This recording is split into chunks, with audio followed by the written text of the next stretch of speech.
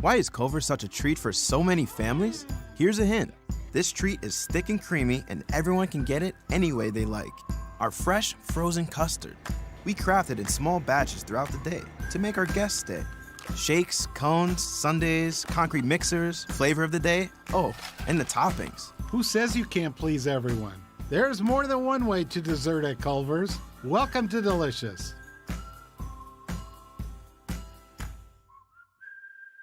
Welcome to Holiday Inn Express and Suites, Valparaiso, Indiana, a proud corporate sponsor of Valparaiso University Athletics. Holiday Inn Express and Suites Valparaiso is an 85-room hotel that blends excellent customer service with modern hospitality. Enjoy complimentary full hot breakfast buffet with our signature cinnamon rolls. All rooms include flat-screen televisions, wireless internet, and a coffee station. Check out the indoor heated pool, whirlpool, or exercise room. Need meeting space? We have it, just minutes away from many restaurants offering local flair, boutique shopping, and the Central Park Plaza. Come feel right at home. Make your next Valparaiso stay with Holiday Inn Express. Call to make your reservation at 219-464-9395. Whether it's buzzer beaters, puts one up at the buzzer, and we go to overtime. big celebrations, or an electric atmosphere, we've got it all in the Valley. We've got some of the best. we mean the best. Women's basketball in the nation. And the postseason starts here At Hoops in the Heartland. We'll see you in the Quad Cities. March 10th through 13th, presented by Grinnell Mutual Insurance. Visit NBCQuadCities.com for ticket information. There's no need to fear. The First Source Bank mobile app is here. As fast as a mobile deposit. Built to pay bills instantaneously. Powered to balance budgets. And with a simple tap, a call is placed for that personal touch. All this power is disguised as a mild-mannered app on your phone, ready to fight for your financial freedom.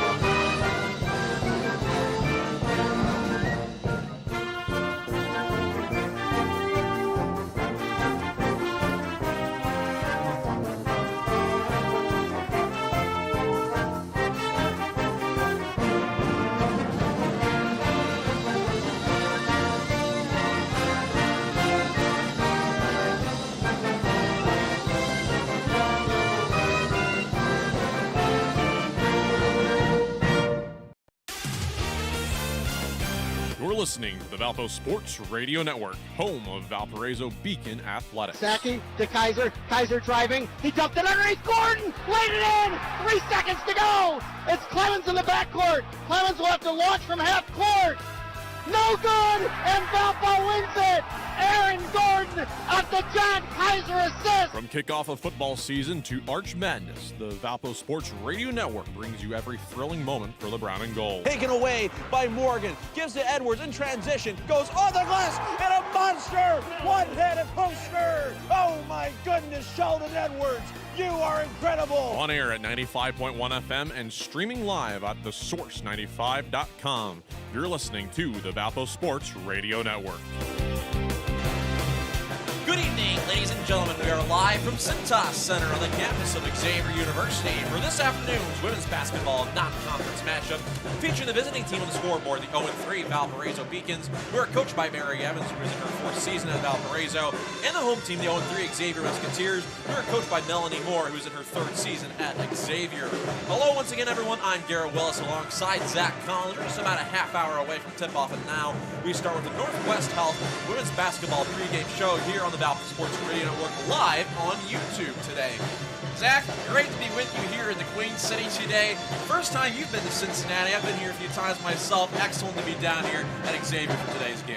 I mean, number one, it's excellent to be down here. Number two, what a beautiful campus Xavier has here. Team has had a great time, been able to attend some practices for once. It's great to be able to travel with the team, come out here, and hey, we're here. We're ready for some women's basketball as well. Zach, let's look back to the last game for Valpo. They played in East Lansing this last Tuesday against the Michigan State Spartans, a team that is receiving votes within the AP poll. A very solid team over there at Michigan State. Valpo was just behind from the gun. They led Michigan State shoot 8 for 11 from the field in the first quarter. They were down by 11 after the first quarter, and they ended up fighting it all the way back to 4 points there in the third quarter. They got a couple of three-pointers to go from Grace White in the third, and they got it all the way down to a 2-possession game before Michigan State got a couple of and ones to go. They ended up diluting the lead all the way out to 16, and Valpo grounded down to about 8 with a minute left, but it ended up being too much as they dropped the game by 11 in East Lansing. I mean, they played a great game. They played hard from start to finish. They had a lot of good shooting performances from Grace White and Shea Frederick. But I think I told Jeremy on that call, Valpo was one piece away from being able to seriously contend in that game, and that was Carrie Wyman. She only scored 5 points in that game, and they just didn't have enough threats there for that game, shooting threats to be able to win, even though they played exceptional defense throughout the entire game. And the thing is, too, Garrett, you have to think, yes, it's Michigan State and they're a good team, but at the same time, you look at Miami, Ohio, and that was poor defense and poor offense at the same time. So at least they're picking up on the offensive end. At the same time, though, Wyman last year was one of their key scorers. So far, we haven't seen her be a key scorer in any game. She's not very aggressive. She has a lot more potential, and we just haven't seen it yet. She gets this, kind of extra year, as we like to call it, and really hasn't taken much advantage of it so far. We haven't seen her really accelerate in her playing style. She's not very great on the offensive end. She's not as quick as she seemed as she was last year. So hopefully, coming here, traveling here, practicing a little bit, puts her in her own element. Well, like you're reminding, the Valparaiso Women's Basketball pregame show is brought to you by Hungry Howie's, First Source Bank, Allegiance Credit Union, Culver's, Holiday Inn Express, Lakeshore Bone and Joint, Royal Excursions, Wings, etc., Berkshire Hathaway, Heinold and Feller, Pepsi, Terry's Discount Windows, and Ticket Smarter. And you're listening to Northwest Health Women's Basketball pregame show here on the Valpo Sports Radio Network. Zach, Valpo played Xavier last year, and through 3 quarters, they were absolutely drubbing the Musketeers at the arc before they let Xavier score 32 points in the final quarter of that game. It still was close at the end. Valpo won that game 88-82 at the arc last season. But I tell you what, it was probably one of the better offensive performances we saw from Valpo last year. Trying to pull up the game stats for that really quick to see who had a good game against the Musketeers this last year. We'll go to the box score here on the website right now.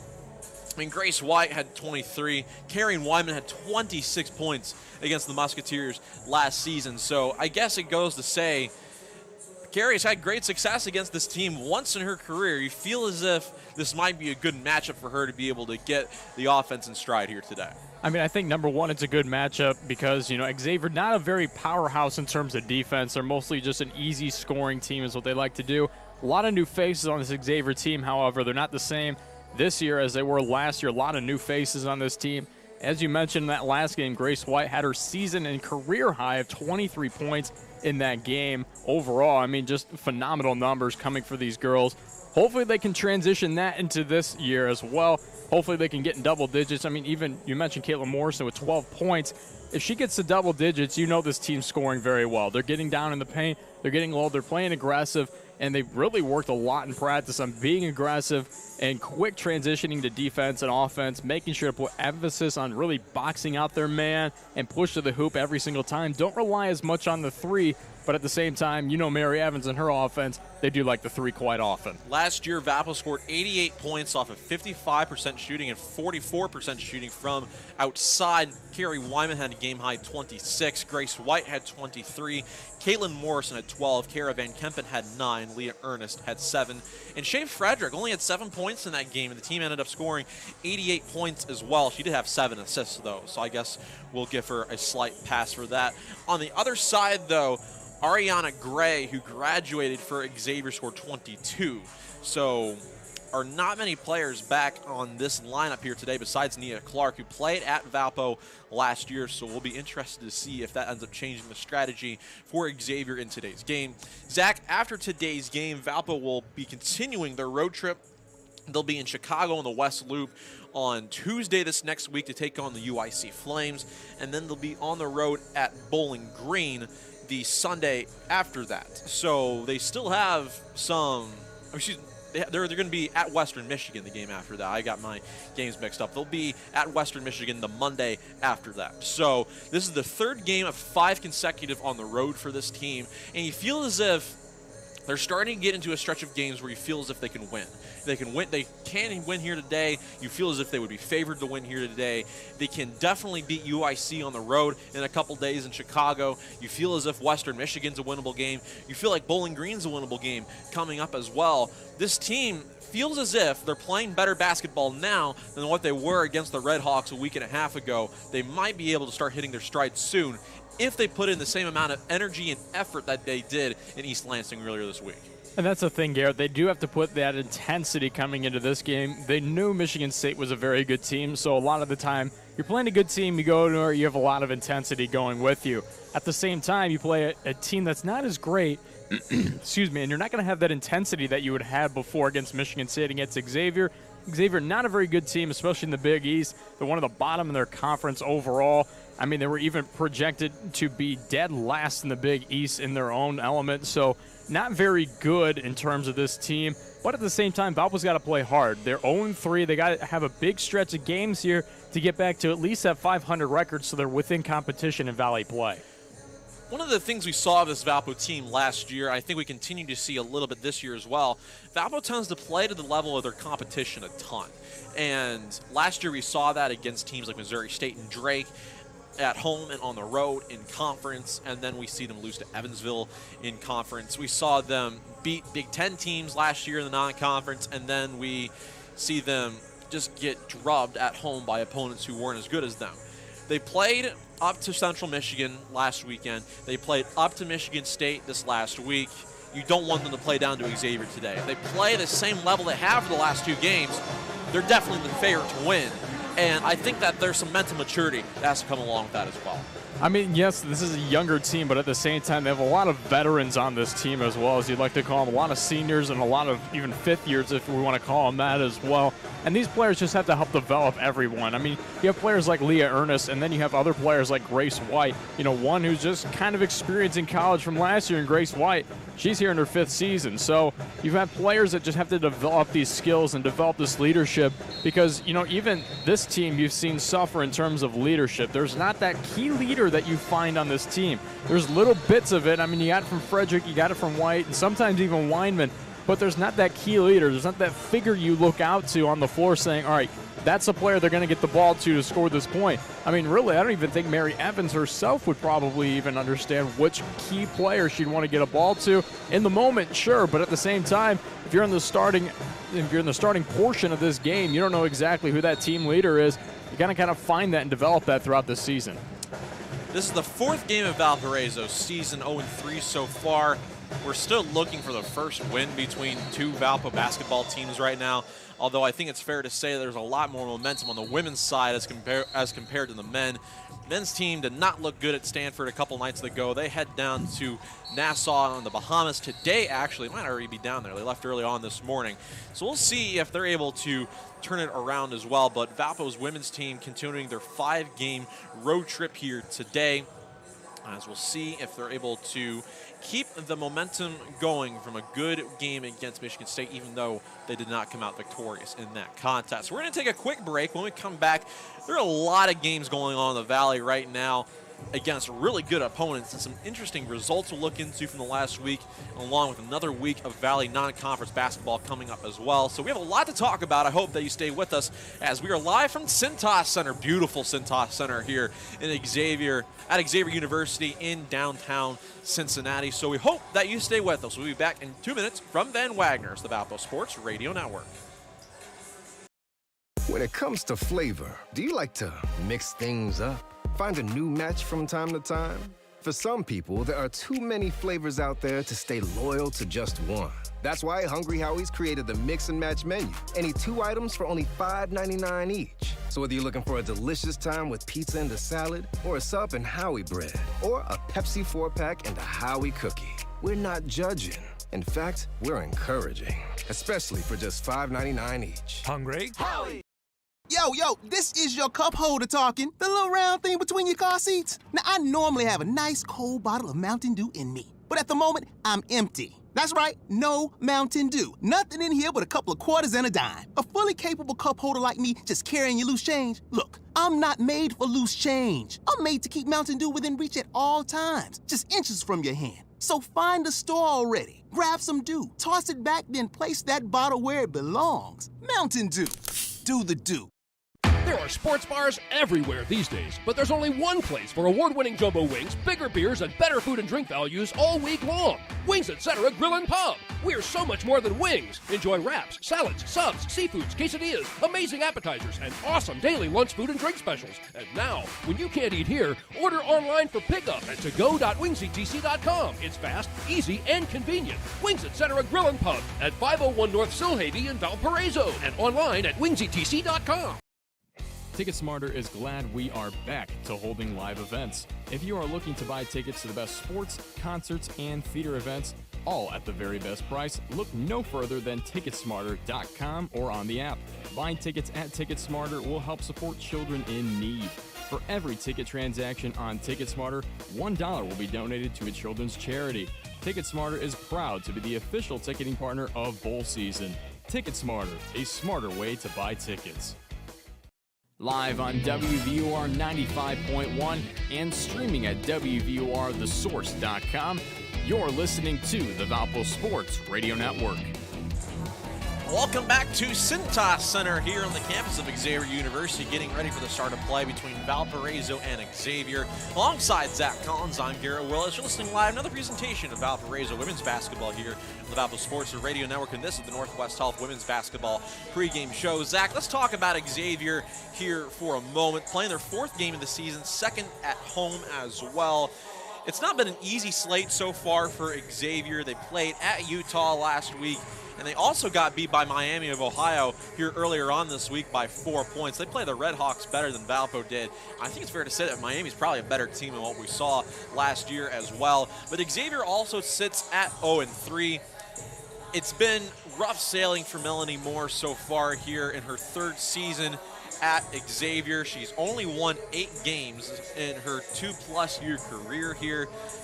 Granted, one of them, they only played 15 games last year, and the year before that they only won 3 games out of 30. So this Xavier team is probably in the mid stages of rebuild right here. And I think the term that I used with you a little while ago, Zach, is that this team is a bunch of misfits. They're a bunch of players that had transferred out of large programs and landed here to play in Cincinnati. I mean, you have players from Ohio State here. You have a couple of other players from places like Virginia Tech, big-time programs, and players just don't pan out, and a lot of them are here now, and they have a lot of really highly touted recruits from high school, but so far this season it hasn't panned out, and it doesn't make sense that why a team like this is not greater than the sum of their parts on paper.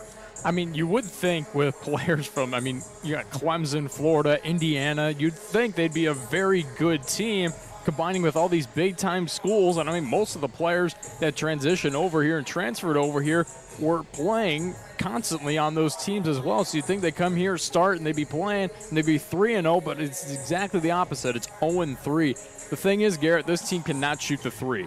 Yes, you have to rely on a lot of things, but at the same time, this team is not a three-point shooting team. They've been without a made three-pointer in the first quarter every game so far this season. and they've only had one three-pointer in the first half alone. In the 3 games they played, they are 1-15 in the first half, which is just abysmal for any team to even compete within a play.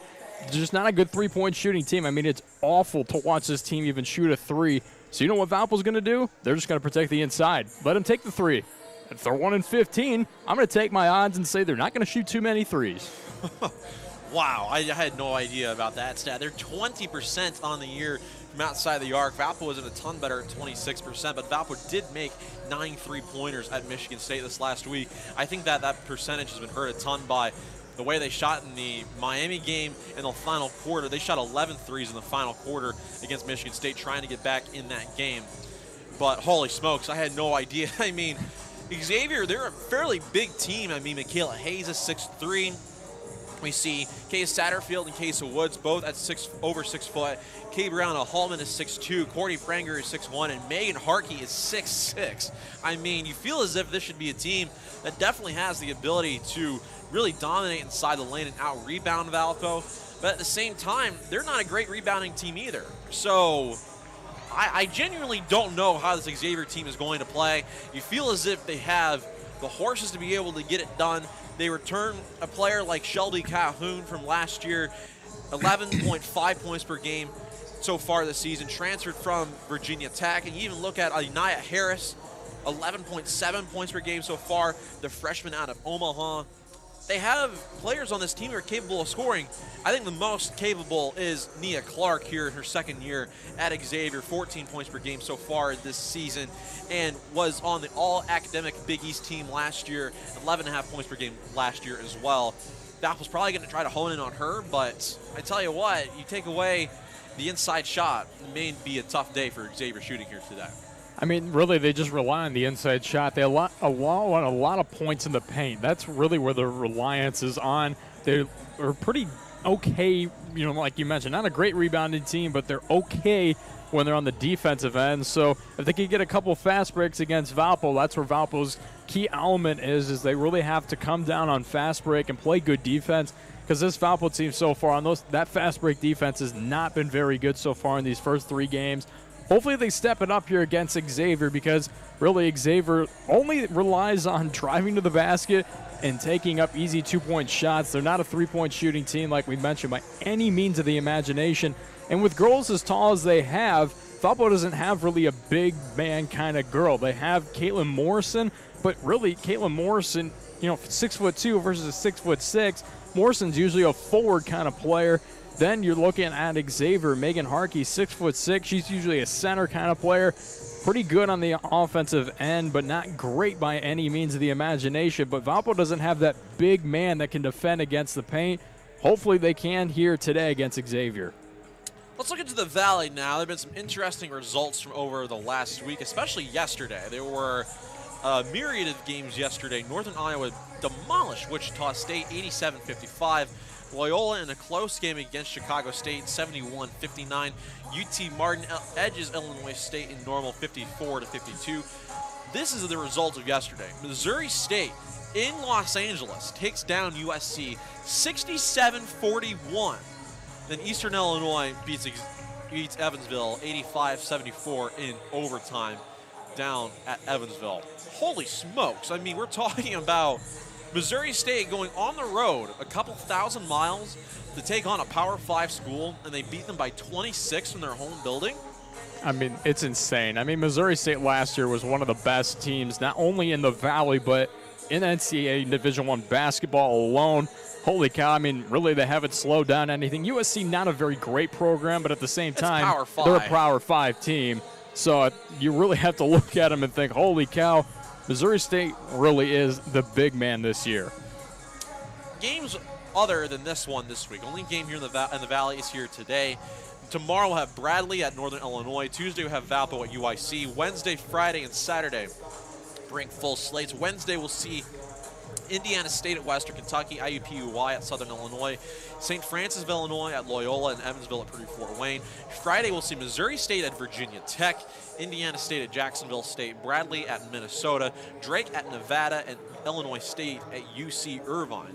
And Saturday, we'll see LSU versus Missouri State, Northern Iowa at Creighton, Indiana State at Georgia Southern, Illinois State versus Sacramento State, and Drake versus San Francisco. I mean, wow, what a slate from Missouri State. USC, Virginia Tech, and LSU all in the same week.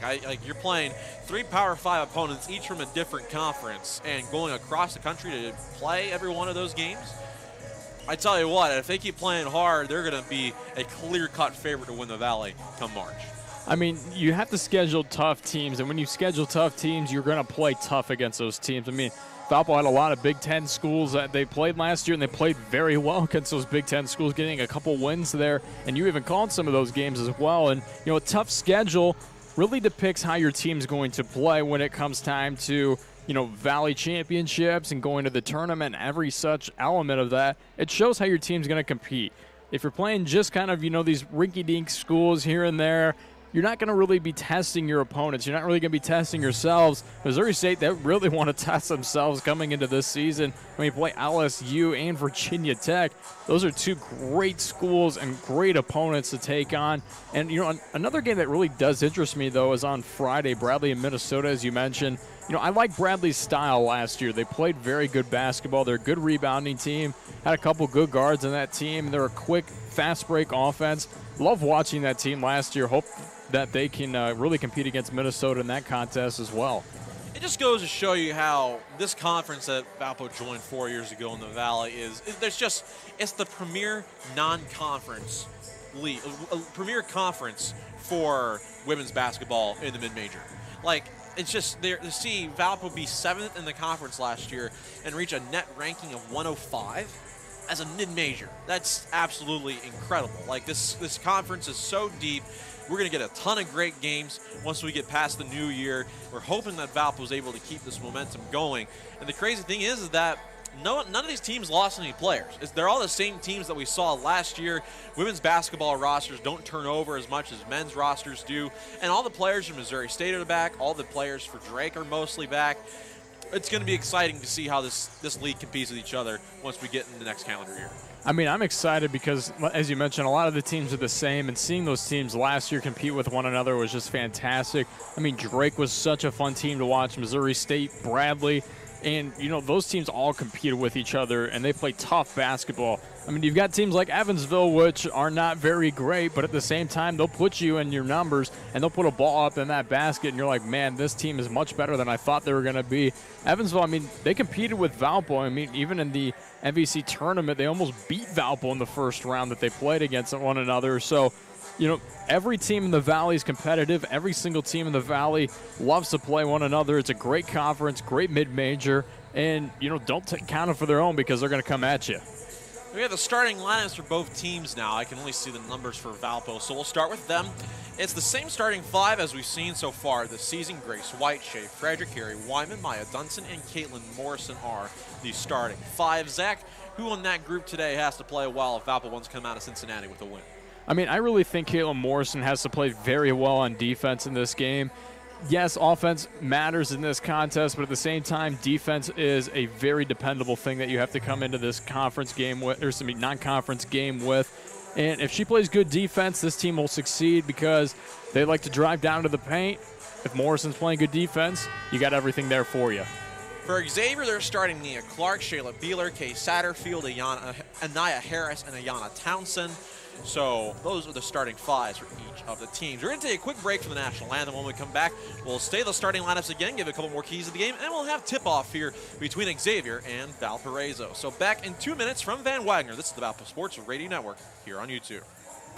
Preferred 4-1 over any other orthopedic practice in the region, Lakeshore Bone and Joint Institute offers the specialized bone, joint, and muscle care needed to keep you in motion.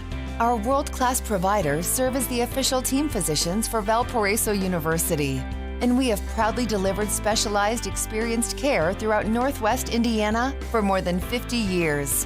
To learn more about Lakeshore Bone and Joint Institute, visit lbji.com. Imagine this. Golden crispy fries with just the right amount of salt, dipped in your favorite sauce. You're thinking about McDonald's, aren't you? Make your McDonald's fried dreams a reality and pair them with your fave sandwich for just $3. Choose a bacon cheeseburger, McDouble, or hot and spicy McChicken. Add any size soft drink for $1 or a medium frozen Coke beverage for $1.69. Only at McDonald's. Ba-da-ba-ba-ba. Prices and participation may vary. Cannot be combined with any other offer or combo meal. Coca-Cola is a registered trademark of the Coca-Cola Company. When it comes to flavor, do you like to mix things up? Find a new match from time to time?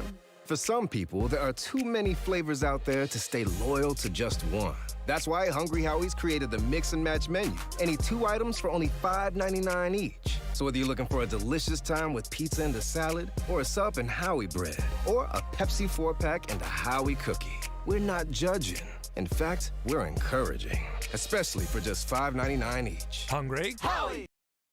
Live on WVUR 95.1 and streaming at WVURTheSource.com. You're listening to the Valpo Sports Radio Network. Back live here from Cintas Center, getting ready for the start of play between Valparaiso and Xavier. Alongside Zach Collins, I'm Garrett Willis, here live at the Valpo Sports Radio Network on YouTube. Happy that you're joining us here today from the Queen City at a beautiful Cintas Center here on the campus of Xavier. We'll go over the starting lineups once again. We'll start with Valpo. Grace White, Shay Frederick, Carrie Wyman, Maya Dunson, and Caitlin Morrison. Valpo coached by Mary Evans. Her 4th year here at Valpo is 36-52 here through 3+ seasons. Valpo 0-3 so far in the season, averaging 61 points per game, shooting 42% from the field, 26% from beyond the arc, and 68% from the foul line. Xavier starting lineup here today is Nia Clark, Shyla Beeler, Kay Satterfield, Anaya Harris, and Ayana Townsend. Xavier coached by Melanie Moore in her 3rd season at Xavier, the former associate head coach and assistant at Michigan, and an assistant at Princeton, Dayton, Indiana State, and Siena. Former player at Siena, was inducted into the school's Athletics Hall of Fame and into the Metro Atlantic Athletic Conference Hall of Fame in 2018. Was also the MAAC Player of the Year in 1998 and 99. A former professional from Israel and Luxembourg. She played there after graduation and had 3 NCAA tournament appearances while she was at Princeton as an assistant coach. Who for Xavier are we looking out for in today's game? I mean, we're going to look out for number 1, Nia Clark. She's just a player to watch coming into this game. She averages 14 points a game, about 2 assists, and 4 turnovers. She's 17 of 38 from the field overall.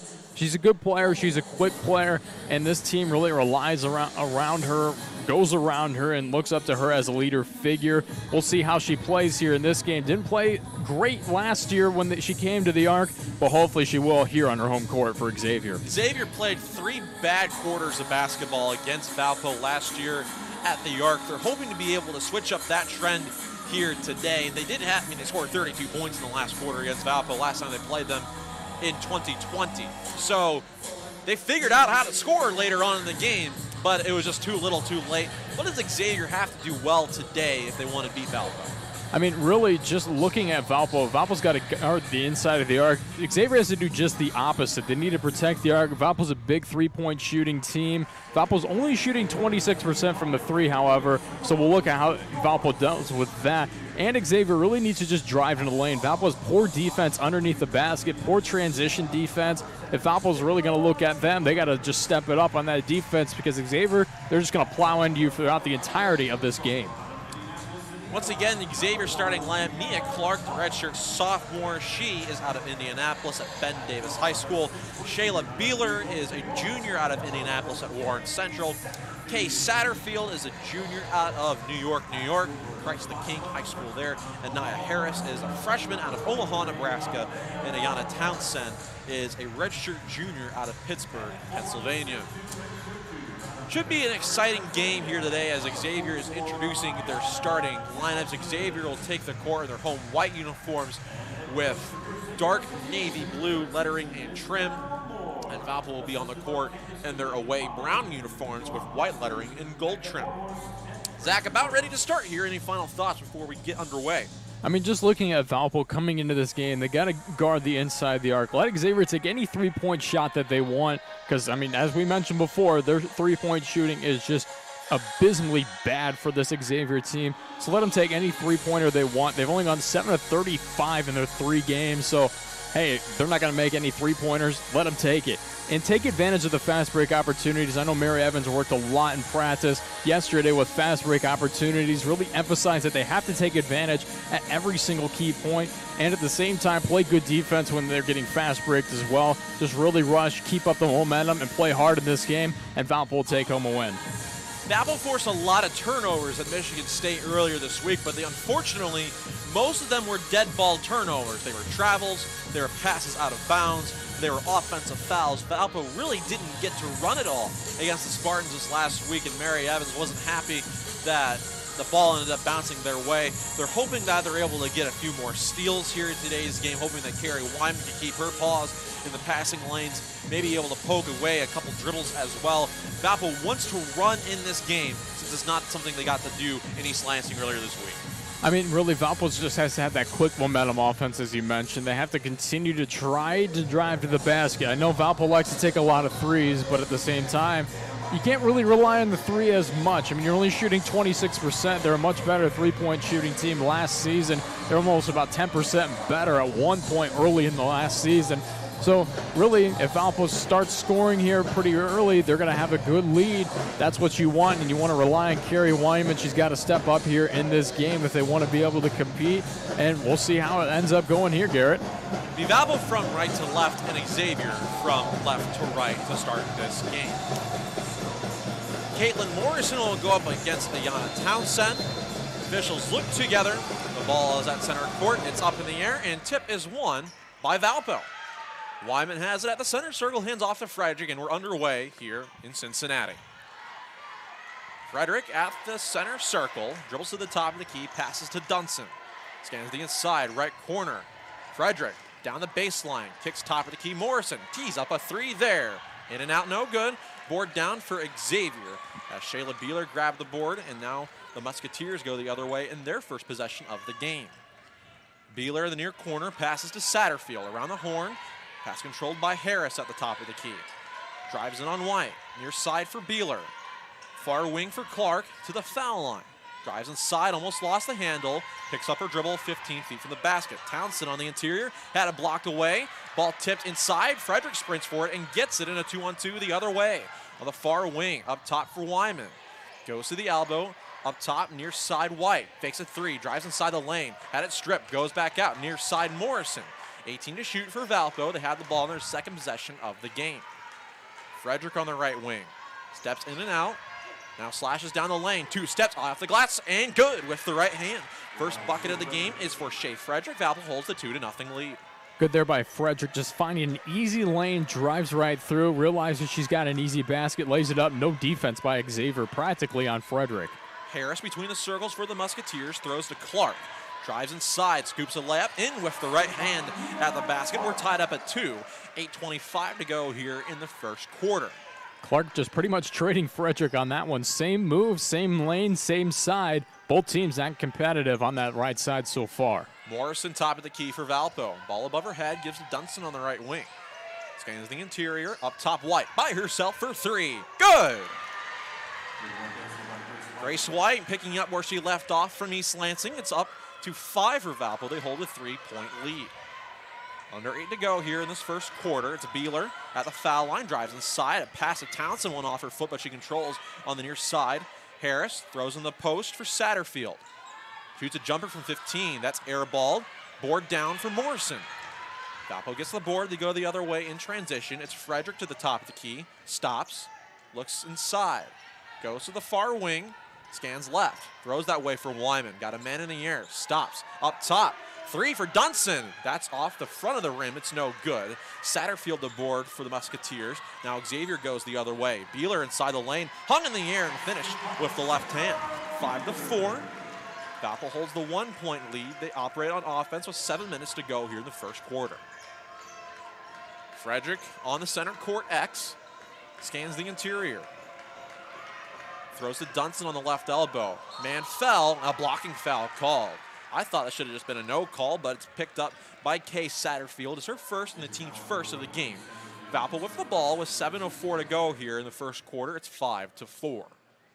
Like you mentioned, I thought there was going to be the no call as well. I mean, she just kind of fell down, really just kind of a touch play. Wasn't too much of a foul, but foul otherwise. Inbound for Valpo comes near side for Frederick, up top for Morrison. Far wing for White, 12 to shoot. Fights down the baseline, stops. Pass tipped inside, controlled by Morrison. She lost the ball. Clark now in transition for the Musketeers. Goes up and finishes with the right hand at the basket. 4 early points for Nia Clark. Valpo down at 6-5. Valpo just allowed her to drive on that fast break. Too many players are too far back to even catch up to Clark. Clark just too fast on that play. Drives in, gets the easy 2. Morrison fell down. It's Frederick at the top of the key. Throws to Dunson. Far wing. Frederick in the corner now. Dribbles against the defender. White on the right wing. Ball above her head. Top of the key for Morrison. Near side for Dunson. 7 to shoot. Dunson dribbles with the left hand on the baseline. Back to the basket. Goes up underneath and couldn't spin it in. Had a good look but couldn't finish the reverse layup. Xavier the other way off of the rebound. Clark inside had it blocked away, but a foul call. As this one is going against Valpo. I believe it's Grace White. It's her first and the team's first, and it'll be Xavier going to the line for 2 shots. Leah Ernest checks into the game for Valpo. I mean, so far, Garrett, we've seen Valpo pretty lazy on their offensive end in terms of rebounding. On that last play, they just let it fall in. I mean, they just let Dunson drive down there. Everyone just cleared out, thought that she was going to have an easy pointer, and she missed.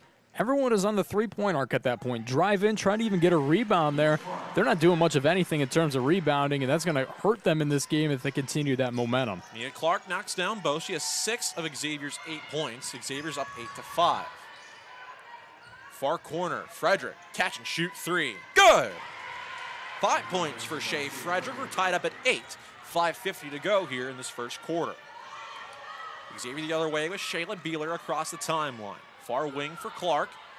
Guarded by Frederick. Switch to Morrison. Down the foul line. Gibbs inside. Pass intended for Satterfield. Controls and now puts it up and in. First bucket for Kay Satterfield. 10-8. Xavier up a pair. Frederick the other way after giving up the points. Wyman between the circles. White on the right wing. Head fakes a 3. Scans the interior. Gives between the circles for Ernest. Fakes a pass left. Drives that way. Up top. Frederick shoots another 3. Good again! 8 early points for Shea Frederick. Valpo reclaims the lead at 11-10. Valpo good shooting so far. 4 for 7 in this game. Harris for the Musketeers throws inside the lane for Satterfield. Went out of bounds. It'll stay with the Musketeers as we're at the first quarter media timeout. Valpo shooting to 3 early on in this game to 3 for 5 from beyond the arc. They hold the 11-10 advantage. We'll be back in 90 seconds from Van Wagner's Valpo Sports Radio Network here on YouTube. You work hard for your money. We know you do. With that same work ethic, Allegis Credit Union has been serving the very same hard-working Northwest Indiana community residents for over 50 years. There is no better place to go for your financial needs, such as new and used vehicle loans, personal loans, Visa credit cards, and home equity loans. We are here to help you get that loan you deserve. Make it easy by simply applying for your loan online at allegis.org or stop into the Allegis office nearest you. Not only can Allegis offer affordable payments, but also extra benefits, such as a fast application process and no payments for 90 days. Come to a place where we take care of hardworking community people like you. Visit allegis.org for more information today. That is allegis.org. Contact Allegis for more information on the 90-day no payment option. Membership required for loan disbursement. Yo, this is your cup holder talking. The little round thing between your car seats. Now, I normally have a nice cold bottle of Mountain Dew in me, but at the moment, I'm empty. That's right, no Mountain Dew. Nothing in here but a couple of quarters and a dime. A fully capable cup holder like me just carrying your loose change? Look, I'm not made for loose change. I'm made to keep Mountain Dew within reach at all times, just inches from your hand. So find a store already, grab some Dew, toss it back, then place that bottle where it belongs. Mountain Dew. Do the Dew. Live on WVOR 95.1 and streaming at WVORthesource.com. You're listening to the Valpo Sports Radio Network. Today's broadcast of Valpo Basketball is brought to you by Culver's. Enjoy the Culver's Deluxe layer of real Wisconsin cheese, crisp lettuce, ripe tomatoes, pickles, sweet red onion, and our signature mayo. It's topped with a lightly buttered toasted bun. It's our butter burger at its best. Welcome to Delicious. At the first quarter immediate timeout, Valpo up 11-10 on Xavier alongside Zach Collins. I'm Garrett Willis, live here from Xavier University here on the Valpo Sports Radio Network here on YouTube. Good shooting for Valpo so far. They just have to stop the dribble drive by Xavier. They'd be easily winning this game so far. I mean, really, one of the keys going into this game was for Valpo to guard the inside of the paint very well, and they were going to rely on Morrison for that element. Haven't seen her play good defense here so far. Haven't seen Valpo play good defense so far. I mean, they're just letting him drive in the lane right now, and they're not even like two-point jumpers. I mean, it's just driving every single time, getting too many easy shots. Valpo's got to take away those opportunities if they want to keep Xavier down. The second game that has been at Cintas Center so far today, the men's team for Xavier defeated Norfolk State earlier on. So a little bit more sparse of a crowd with this being the second game of a doubleheader. It was more so demolished, Garrett, by 40. Fair enough. Xavier with the ball. Nia Clark, left wing three, hits it. I guess that we shouldn't be talking that much trash about the three-point shooting for Xavier. They're 1 for 1 today. That's their first three-pointer in a first quarter so far this season. It's White between the circles for Ernest. Scans left, throws that way for Morrison. She tees up a left wing three. That's just short. Board down for the Musketeers. They run the other way. Across the timeline is Harris. Throw inside is wild for Ayanna Townsend. It goes out of bounds. Valpo forces the turnover, down 13-11 as Kara Van Kempen checks into the ballgame. I mean, if Harris just even took a bounce pass on that play, Garrett, she would have had an easy basket coming in for Townsend on that. She was just wide open, right in the curve, right above the Big East logo in the paint. Just would have had an easy two-pointer. White on the left wing, throws up top for Ernest. Fakes a shot, drives down the baseline, and Pranger off the glass, good with the right hand. This is a different Leah Ernest we've seen this year. She has been excellent so far at 11 points per game. We're tied up at 13 with 4 minutes to go here in the first quarter. Clark has the ball with an early 9 points, throws inside the lane for Pranger, kicks back out. Left wing, Ayanna Harris shoots a three, and she hits as well. Zach, this is the announcer's jinx at its finest right here. Xavier up 16-13 now. I don't even know what to say. I mean, that's 2 in the first quarter. They hadn't made any so far throughout the season. Wonder what they've been practicing on. Frederick passes inside, follows her own tip, goes back out. Van Kempen drives down the lane, kicks out right wing. Frederick shoots a three. That's just short. Pranger the board for the Musketeers. Xavier goes the other way with a 3-point lead. Clark hesitates, drives on the near side. Throw inside the post for Townsend. Operates against Van Kempen inside the lane. Shot no good, but a foul call. Mary Evans looking for a travel on that play. I honestly kind of thought she traveled too. It wasn't even a 2-step. It looked to be even 3 steps on that one, but doesn't get the call. Fish underneath the basket. Does make the call, but nothing there for Valpo. Kara Van Kempen picks up the foul, second on Valpo so far in today's game. Ayanna Townsend at the line, where she's not missed so far this year, and that one rims out. Townsend, the redshirt junior out of Pittsburgh, one of the few players on this team who started their career with the Musketeers. 14 games last year, averaged about 4 points per game, and neither are good at the foul line. Interesting thing there, Garrett. Those are her first 2 missed free throws all season long. She was 5 of 5 coming into this game, now 5 of 7. And the officials called a lane violation against Valpo, so Townsend will get a second chance. That one rims in. So the mistake cost Valpo a point, as we'll see Taylor Smith check into the game for the Musketeers. She takes out Ayanna Townsend. Valpo down by 4 at 17-13. 3:15 to go here in this first quarter of play. Frederick up the floor. Top of the key for Ernest. Drives down the left side of the lane, goes off the glass. Good with the foul. She's been excellent finishing through contact so far this year, as Leah Ernest will go to the line for 1. You know, one thing I do love about this Valpo team is a new aggressive Leah Ernest in this season. She's really found her own. She's really found that element, and she's found the playing style that works for her. Last season, she was just kind of trying to figure out how she wanted to play with this team. This season, we're seeing an aggressive, amazing to watch Leah Ernest. A sophomore out of Stevens Point with 4 points so far here today. Her one shot is perfect. Averaging 11 a game so far this season, 61% from the field. through 3 games. Valpo down by 1 at 17-16 after the old-fashioned three-point play from Ernest. Harris, far corner for Clark. 1 versus 1 against White. Met by Van Kempen at the top of the key. Throws inside the lane, a good pass and a good finish by Ayanna Townsend. 3 points for her. Valpo back down by 3 at 19-16. That basket made by Satterfield, just a nice, easy bounce pass on the inside. Just takes it up with an easy bucket right off the glass. Wyman, cross court for Frederick in the corner. Ernest, head fakes a 3, drives inside, stops, goes high and couldn't finish. Board down for the Musketeers. They run the other way up by 3. Satterfield throws to the top of the key for Michaela Scarlett, who just checked in the game. Throws near side for Clark. Stands the interior, rolls off a screen to the elbow, shoots from there. Good. Nia Clark with 11 first quarter points. Valpo down by 5 at 21-16. Frederick up the floor for the Beacons. Has it on the far wing now between the circles. Picked up her dribble. Throws at the top of the key for Van Kempen. Scans the interior, right wing for Wyman. Got Amanda Bite, drives down the lane, floater from 5, fell in off the glass. First points for Carrie Wyman today. Valpo down 21-18 with 1:45 to go here in the first frame.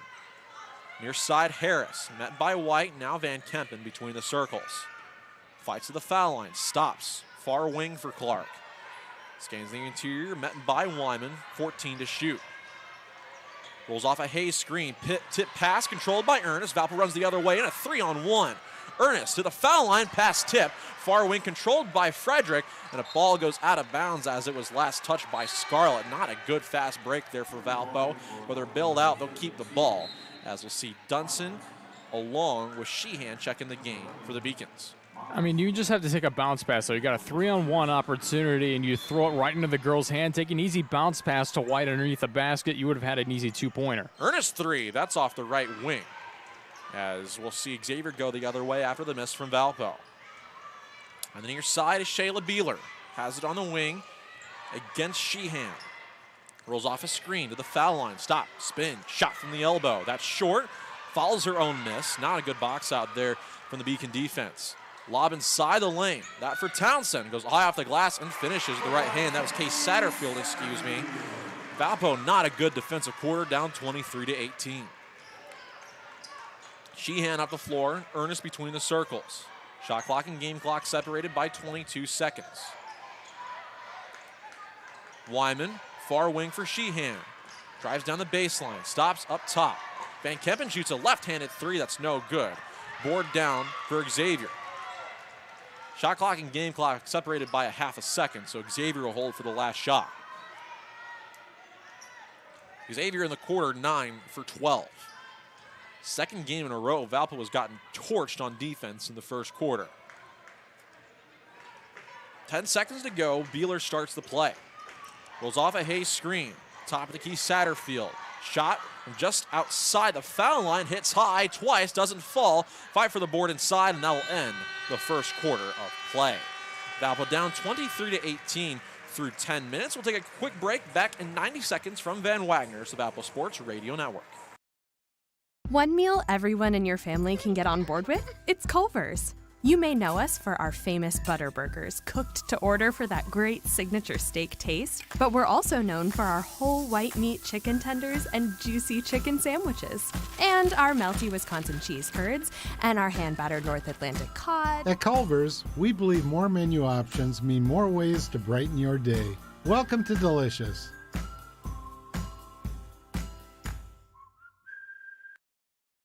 Heinold and Feller Tire and Lawn Equipment strive to exemplify the true meaning of the words trust, courtesy, and honesty. In fact, many of our customers say we've done a pretty good job of it. Since 1958, we've been providing auto repair and full-service tire sales to Porter County, Indiana. Come visit us at our Valparaiso or La Crosse locations, or check us out at heinold-feller.com. We look forward to many more years of providing you excellent service, because at our Heinold and Feller, your family matters to ours. Terry's Discount Windows is a local family-ran Christian business serving the Valparaiso community since 2003. They specialize in windows, siding, doors, and more. Terry's Discount Windows has been voted 6 straight years the Post-Tribune Neighbor's Choice Award for Best Window and Siding Company. Terry's also has been voted twice the Times Best of the Region. Terry sells the best quality and most energy-efficient windows and siding on the market today. Call Terry's at 219-476-0400 for a free in-home estimate, or visit them online at terrysdiscountwindows.com. Mention Valpo Crusaders and receive additional savings. Live on WVOR 95.1 and streaming at WVORthesource.com, you're listening to the Valpo Sports Radio Network. Hey, Valpo sports fans, Wings Etc. Grill and Pub, located at 501 North Silhaven, East Chicago Street, has lunch specials featuring wings, burgers, wraps, rib tips, and more at amazing lunch prices, weekdays from 11 a.m. to 2 p.m. Stop by and visit them today. Can't dine in? Order online at togo.wingstdc.com. Wings Etc. Grill and Pub, Valparaiso. Beacons down 23-18 after one quarter. Alongside Zach Collins, I'm Garrett Willis. You're listening live. Another presentation of Valpo women's basketball here on the Valpo Sports Radio Network on YouTube. Zach, in not a good first quarter defensively for Valpo. 9 for 13 was Xavier in that first quarter. Not good defense so far. They knocked down both of their three-point shots as well. I think you owe Xavier an apology after the way you trashed them in the pregame for their three-point shooting. I don't think I deserve you owe an apology. I'm not giving him an apology. If in 3 games you don't make a three-pointer in the first quarter, you come into this game and you're just making threes. Okay, that's fine. As an announcer, you look at that and you go, well, these notes are garbage now. You might as well just take them and throw them off the balcony. Well, also, here's the thing. Why doesn't Valpo rebound? They're getting out-rebounded 9-3 right now against Xavier. They've done so in the last 3 games. I don't know if Valpo knows how to rebound. We'll see if they do it here. I'll see if they can correct I'm that frustrated. Down the lane, shot is off the glass. No good for Ayanna Harris. Board goes out of bounds. It stays with Xavier. Right there, they had a couple chances to be able to grab a board as Maya Dunson will check in. She takes out Leah Ernest. Just underway here in the second quarter. It's an Xavier inbound in front of the Valpo bench. Pass in goes to Satterfield between the circles for Beeler. Right-handed dribble down, throws near side for Harris. 13 to shoot, rolls off a screen, switch to Frederick at the foul line. Lob inside the lane. Good catch, pass was tipped, controlled by White. Valpo runs in transition. Frederick met at half court and is stymied on the near wing. Puts down a right-handed dribble, looks right. Crosses up a defender, down the lane, fouled on the drive. That one will go against Anaya Harris. It's her first, the team's first of the second quarter. Valpo will inbound on the right baseline with 9:22 to go until half. Still a 5-point deficit for the Beacons.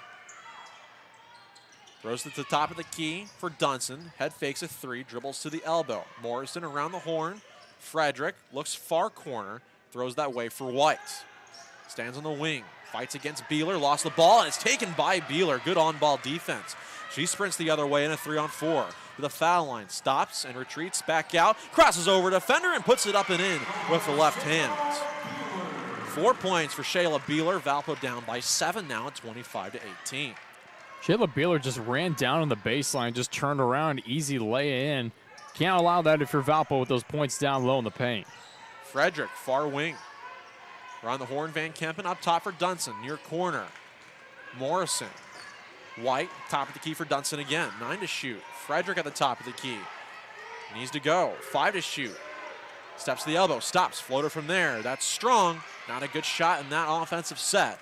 Xavier goes the other way after the rebound from Michaela Scarlett. Has it on the near side, on the corner for Harris. Puts down a left-handed dribble, scans the interior on the near corner for Satterfield. She throws to Harris between the circles, 14 to shoot. Satterfield on the near wing, dribbles between her legs, down the lane, high on the glass, blocked away by Morrison. And a blocking foul called on the inside. That ball had hit out of bounds. I thought they were calling possession, but they call a foul on Valpo instead. That one against Maya Dunson. It's her first, team's first of the second quarter, and that will send the Musketeers to the line.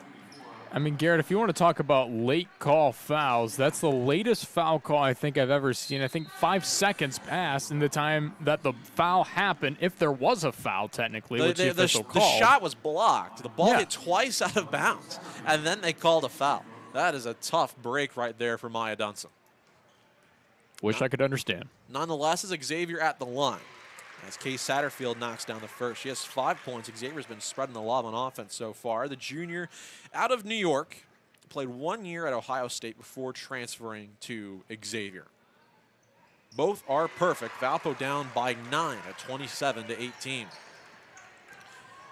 They're shooting the ball well to start, and they've pulled off significantly. Top of the key for Weinman.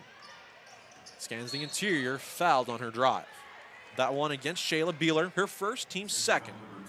Valpo will inbound in front of Coach Moore with 7:53 to go here in the second quarter. This one will come from White in front of the scores table. Frederick catches the high pass at the Xavier logo. Looks left, throws that way for Wyman. Right wing, inside the lane, Frederick, cross-court pass. Morrison, left corner, 3. That's air ball. Other way now, Scarlett off to the defensive rebound. Inside the lane, 2 stops, up off the glass, no good is Beeler, but a foul call. And Valpo just not playing inspired right now as Grace White just picked up her second foul. Second foul on Valpo here in this quarter. As we'll see Beeler go back to the line for repair. So far this season, 75% from the stripe. Knocks down the first.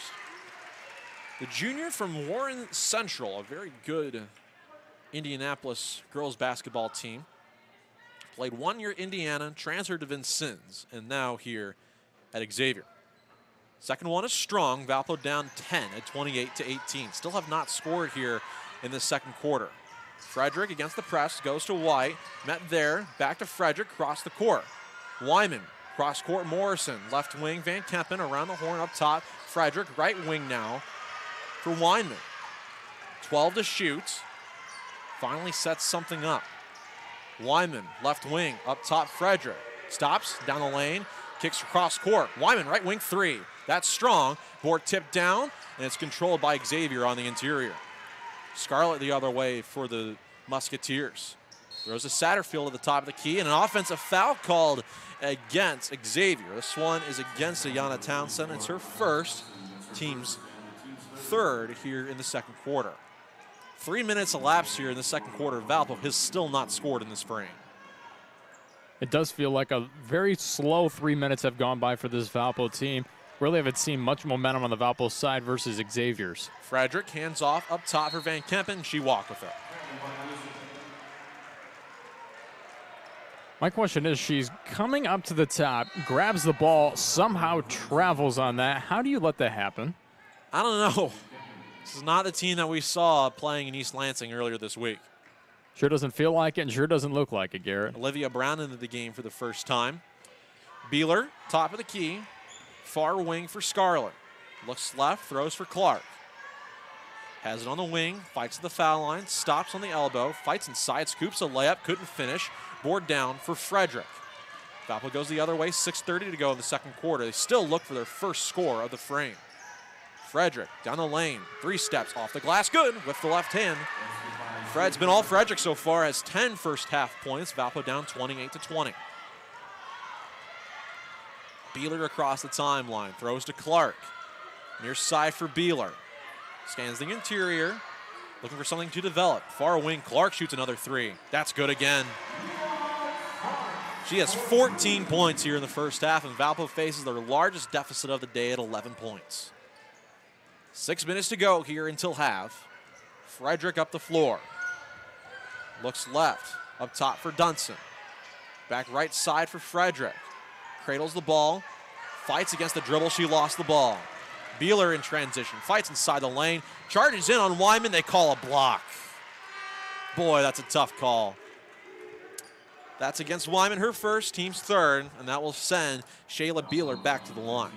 You know, Garrett, I think the only reason she didn't get that charging call was just because she moved back that one little bit and just leaned into it a little too much. If you're going to lean into it, they're already knowing that you're going for it. Just take it, take the hit, fall down with it.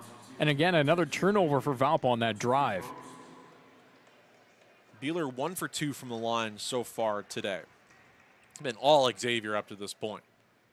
First shot is good. Man, Valpo, we thought they were getting off to a good start.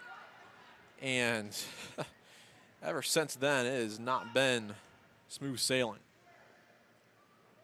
32-20. Make it 33-20. Both are good from Beeler. She has 7 points. It's almost that we're on a rocky sailboat here so far. Valpo needs to wake up. It's Frederick up the floor. Throws to Dunson. Fakes a 3. Right side for Frederick. Wyman at the top of the key. Looks inside. Drives that way. Stops. Fouled. Look for the foul call. It's going to be the 4th on Xavier. That one is on Harris. Second against Anaya Harris. As Valpo inbound on the left baseline, down by 13. I will tell you, this officiating crew does like to call the little touch fouls. If I were either one of these teams, I'd lay hands off. Wyman up top. Frederick, she shoots a 3. Good! Frederick with 13 first half points is 23 to 33. Valpo back down by 10. Clark, top of the key against Morrison, lobs inside the lane. Caught by Satterfield. Her floater's no good. Frederick, the hard-fought board for Valpo. She walks it up the floor to the right wing. Stops. Cross court for Brown. Fakes a 3. She walked with it. Man, Valpo just gets the ball in these good sets. They can't get their feet set. As we're at the second quarter, media timeout. Valpo down by 10 at 33 to 23. Back in 90 seconds from Van Wagner's, the Valpo Sports Radio Network.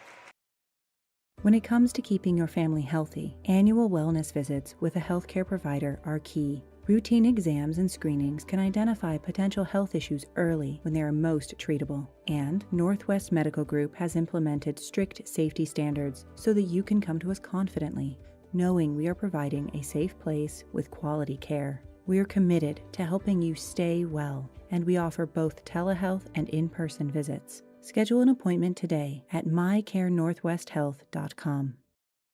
Hey, you! Don't do it! Don't take that job when you can have a career. I'd love a career, but where? At First Source Bank, we offer a variety of fulfilling career opportunities, schedule flexibility, good pay and benefits, educational opportunities for personal growth, and a chance to work with amazing people just like yourself. Join us. Learn more at firstsource.com/careers. That's the number one, stsource.com. An equal opportunity employer. Male, female, disabled, veteran. Whether it's buzzer beaters, puts one up at the buzzer, and we go to overtime. Big celebrations or an electric atmosphere. we've got it all in the Valley. We've got some of the best. We mean the best. Women's basketball in the nation. And the postseason starts here. At Hoops in the Heartland. We'll see you in the Quad Cities. March 10th through 13th, presented by Grinnell Mutual Insurance.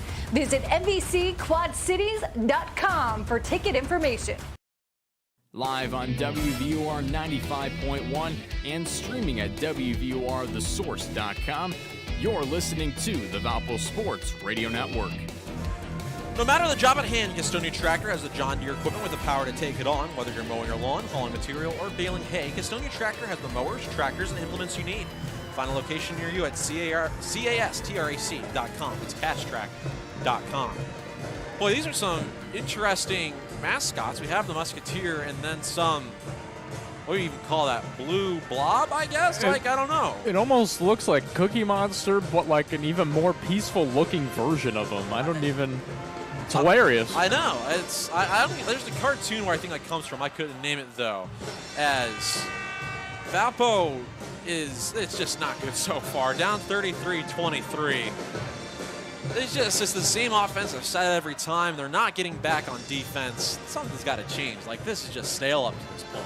I mean, the defense has been poor. The transitioning has been even worse. I mean, rebounding-wise, Xavier's got 13. Valpo's only got 6 rebounds in this game so far.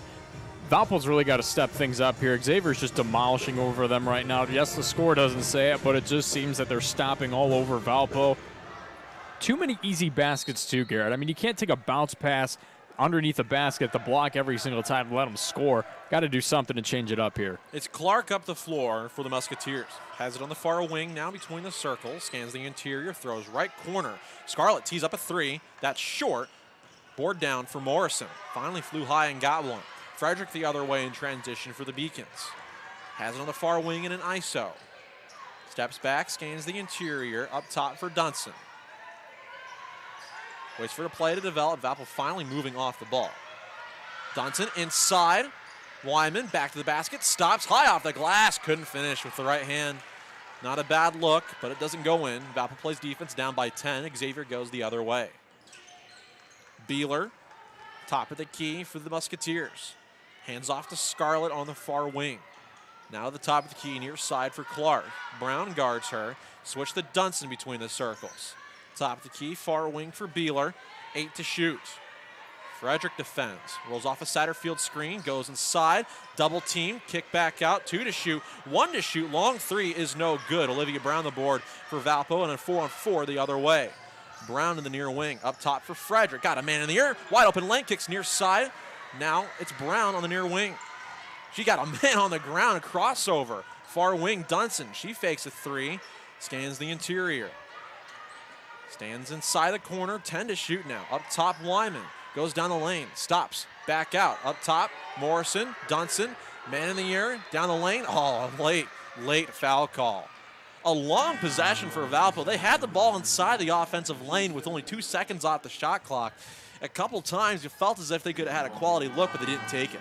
You know, I thought Frederick, especially the one that you mentioned, she drove into the lane, and the only thing that was there was Michaela Hayes just had her arms up. I mean, just drive around her. Let her foul you if she has to. I mean, yes, is Hayes a pretty big player? Yeah, she's 6'3". Frederick not too big of a guard, only at 5'7", but just drive around her, take it up, get fouled.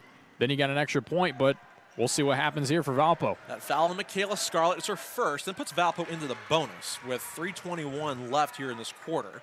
Maya Dunson knocks down the first. It's her first point of the game. From Dayton, here in her home area in Southwest Ohio, splits the pair. Valpo down by 9 at 33-24. Townsend at the top of the key. Hands off to Clark. To the near elbow, fights against Frederick. The near side for Woods, who just checked in the game. Townsend tries a crossover. Wyman met with a double team, passes back out for Clark. Stands on the left wing. Pulls off a Davis screen. Fights on the lane, 2 steps. Near side, Woods stepped on the sideline before she got the shot off. Valpo forces the turnover. They're still down by 9 with 2:53 to go here in this first half. You know, Garrett, here's the thing, though. That was probably the best defense we've seen Valpo just on that drive there. Continue to keep them out of the paint, posting them out of the paint. Had 4 players on the inside, just keeping them out. That's good defense. Frederick up the floor for Valpo, 20 to shoot.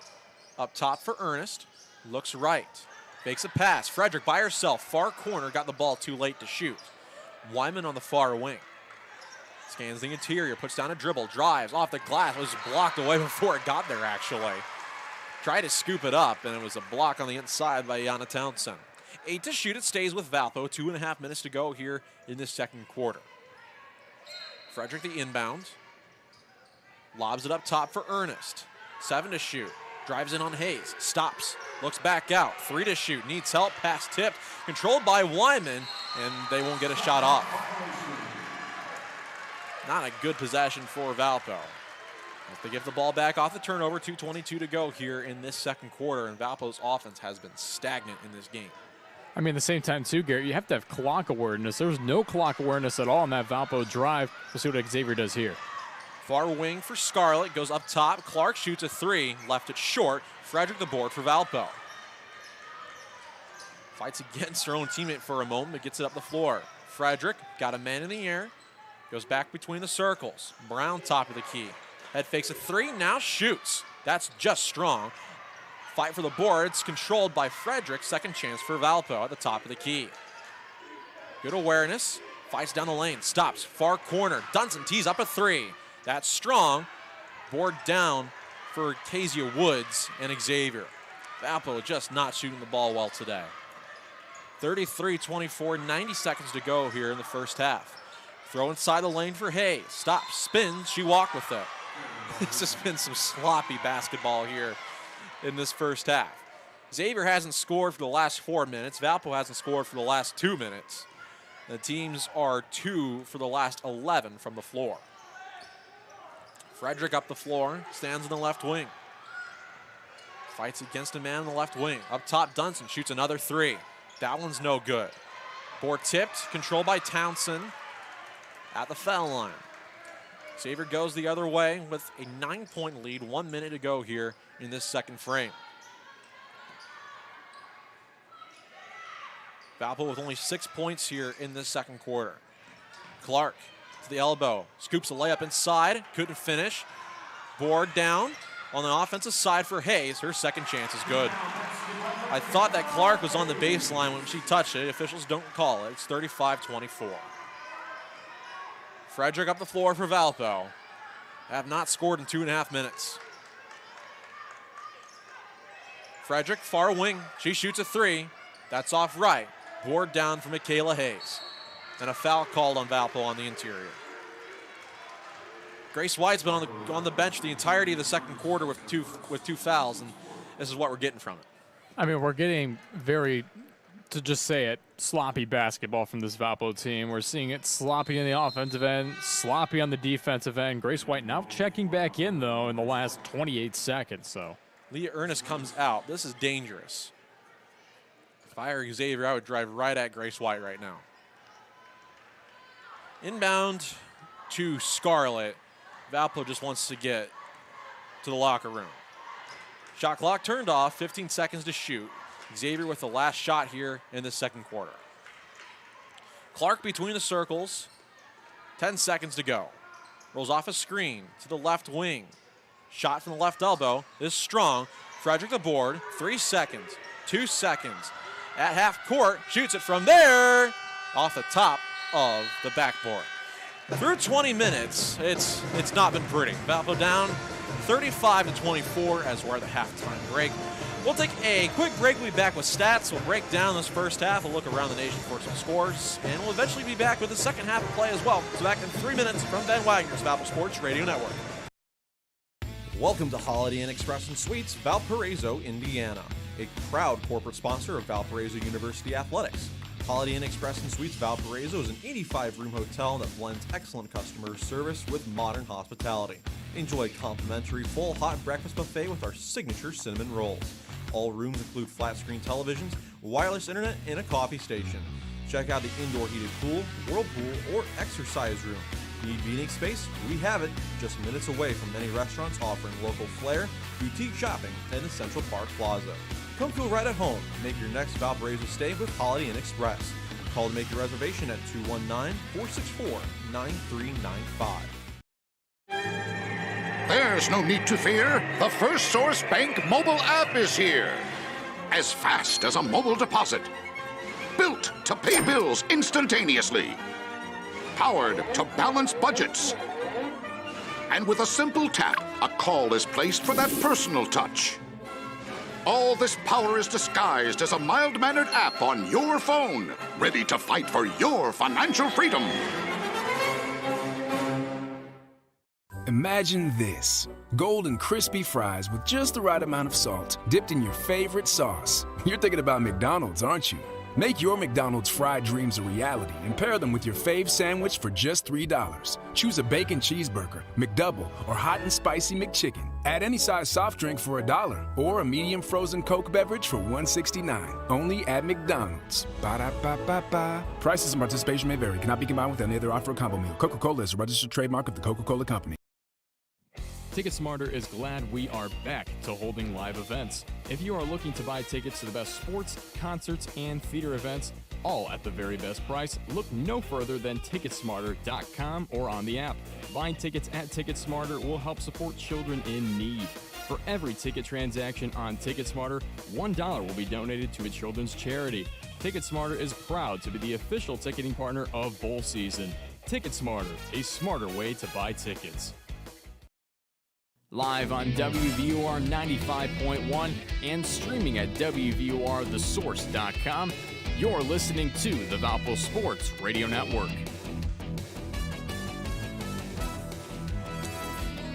The 2022 MVC Women's Basketball Tournament hits the hardwood at TaxSlayer Center March 10th through the 13th in Moline, Illinois. Purchase your all-session tickets to Hoops in the Heartland and save $20 by calling 219-464-5233 or order online at valpoathletics.com. Get your tickets today and experience Hoops in the Heartland. Not a good first half. Valpo down 35-24. Alongside Zach Collins, I'm Garrett Willis. You're listening live to another presentation of Valparaiso Women's Basketball here on the Valpo Sports Radio Network. Go into the stats now. We'll start with Xavier. Nia Clark had 14 points in the first half, 5 for 8 shooting, 2 for 2 from beyond the arc. Pair that with 4 assists as well. Shayla Beeler had 7, Kay Satterfield had 8. We saw 3 from Harris, 2 from Hayes, 1 from Townsend, Woods, Scarlett, and Pringer each recorded time and did not score. 12 for 24 were the Musketeers in the first half for 50%, 3 for 6 from beyond the arc, and 8 for 10 from the foul line. Good first half from Shea Frederick, 13 points off 5 for 8 shooting, 3 for 5 from beyond the arc, and she did not get much help. Ernest had 5, White had 3, Wyman had 2, Dunson had 1, Morrison, Sheehan, Brown, and Van Kempen each record time and do not score. Valpo 9 for 26 in the first half, or 35%, 4 for 16 from beyond the arc, and 2 for 3 from the foul line.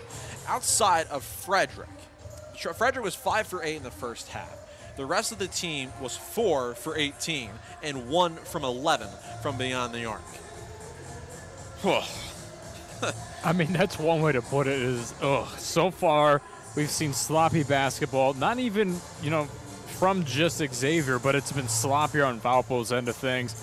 I mean, as you say, the stats, just nothing really even stands out to you as like a key player so far in this game. It's just been overall kind of a meh kind of game. Really, no one's into it. We're not even seeing even the Valpo fans that did show up here to really get into it. Xavier's fans are a little bit into it, but really it's been a sloppy game on both ends. A lot of travel calls, a lot of just touch fouls that shouldn't even be happening on the floor. A lot of anger from both of these teams, more so on Valpo's side. I mean, you want to come into a game, you want to compete. Valpo knew they had to come into this game and compete. Xavier making three-point shots that wasn't expected at all. Too many easy possessions down low underneath the basket. I mean, every single time we're seeing Xavier come down, Garrett, they drive, they go underneath the basket just about every single time. If that isn't there, they just take a three-point shot and just hope for the best, because that's all we've really seen so far. And we've seen Nia Clark really play fairly well in this game so far, taking some three-point shots that she wasn't making before. And at the same time, we're seeing Clark just drive to the basket every time and just roll past Valpo defenders. Valpo's defense is not playing well. I mean, there's no other way you can put it. I just don't get how you play this half of basketball after you played such a good game against Michigan State last week. I mean, you're down 8 at half to Michigan State, and you outscored them by 3 in the second quarter. You had a lot of good momentum on your side, and then this is just a goose egg. I don't know what to say. Like, this is just, Frederick played great. Like, Frederick had a good first half. I mean, 13 points, you can't ask for much more. But, my goodness, I just don't get where the rest of the team, did they get off the bus this morning? I mean, Zach, you've been with them for the last day. You drove down here with them. You saw their practice yesterday. I mean, you said it was a difficult practice for the first half of it, but they played well in the second half of it. I don't even think that you would have expected this half of basketball that we just saw. I mean, like you said, the first hour and a half of practice was not a good hour and a half of practice, to say the least. As a coach myself, and even talking to Mary Evans, you just hear things, and you're seeing things on the floor. You're like, well, this isn't a good practice so far, and how is it? And it really wasn't in their first hour and a half. But after that, she got them pumped up, went to the practice gym after being here in the arena, and really they pumped it in. They were working hard. They really just worked on a lot of three-point shots. They worked constantly on focusing with your shot. Now, that doesn't mean just focusing on the shot itself. That means focusing on the rim. That's really a key element that she put in her players' heads in practice yesterday. And at the same time, they worked on quick transitions from defense to offense. We haven't seen that here. Saw it in practice yesterday, so they are capable of doing that. We just haven't seen it. And at the same time, today they were pumped up a little bit. They were coming off the bus. They were excited to play against Xavier. But, at the same time, doesn't seem that energy has come back here on the floor. It just really hasn't. It kind of died out, I guess. But really, they have to bring it from what it was to here on the floor. You can't be down by Xavier by 11 and expect your team to come out and play hard every single time. You got to rely on the other players. You have to rely on key elements. You can't just rely on Shea Frederick to do everything for you. She's had great looks, and so have the other players. But the same thing is, Frederick's taking those looks. A lot of them are passing it around, trying to get it down low. Just take a shot, drive in, change something up on offense. You've got a good team roaring, and really Valpo's got to do something here to change something up, because you can't have 5 on the perimeter every single time, try to screen 1 and have them go down low. That doesn't work every single time, and it gets old quick. You saw there at the end of the second quarter, they had a lot of sets where they were trying to move people around, a lot of good off-ball movement, even though they didn't get some shots to go down. I just want to see more of that. I feel like so many times against Michigan State, and we're seeing this here again today, they stand around on the offensive set and just try for Shea to make something happen. It's just not happening. I think that's why we're not seeing a lot of the production from Carrie Wyman. I mean, the only thing different about this team as compared to last year's is no Ella Ellenson. I don't think that Ella Ellenson is the player that made Carrie Wyman tick on the offensive side. It doesn't make sense why she's just not the same self that we saw this last season. So I don't know. Like we want to see something better, but it may not happen here for a little bit. We hope we can see something better in the second half. We'll take a quick break. When we come back, we'll go into some scores, and we'll also preview the second half as well. So stay with us back in 2 minutes from Van Wagner's of Valpo Sports Radio Network here on YouTube. Do you hear that? That's the sound of Hungry Howie's hot, real mozzarella cheese melting over a bed of dough made fresh today. And flavored crust loaded with any combination of our mouth-watering flavored crust flavors. You probably didn't think Irresistible had a sound. Well, it does now. Now get a meal deal for any budget starting at the irresistible price of just $5.99. Hungry? Howie's! Preferred 4-1 over any other orthopedic practice in the region, Lakeshore Bone and Joint Institute offers the specialized bone, joint, and muscle care needed to keep you in motion. Our world-class providers serve as the official team physicians for Valparaiso University, and we have proudly delivered specialized, experienced care throughout Northwest Indiana for more than 50 years. To learn more about Lakeshore Bone and Joint Institute, visit lbji.com.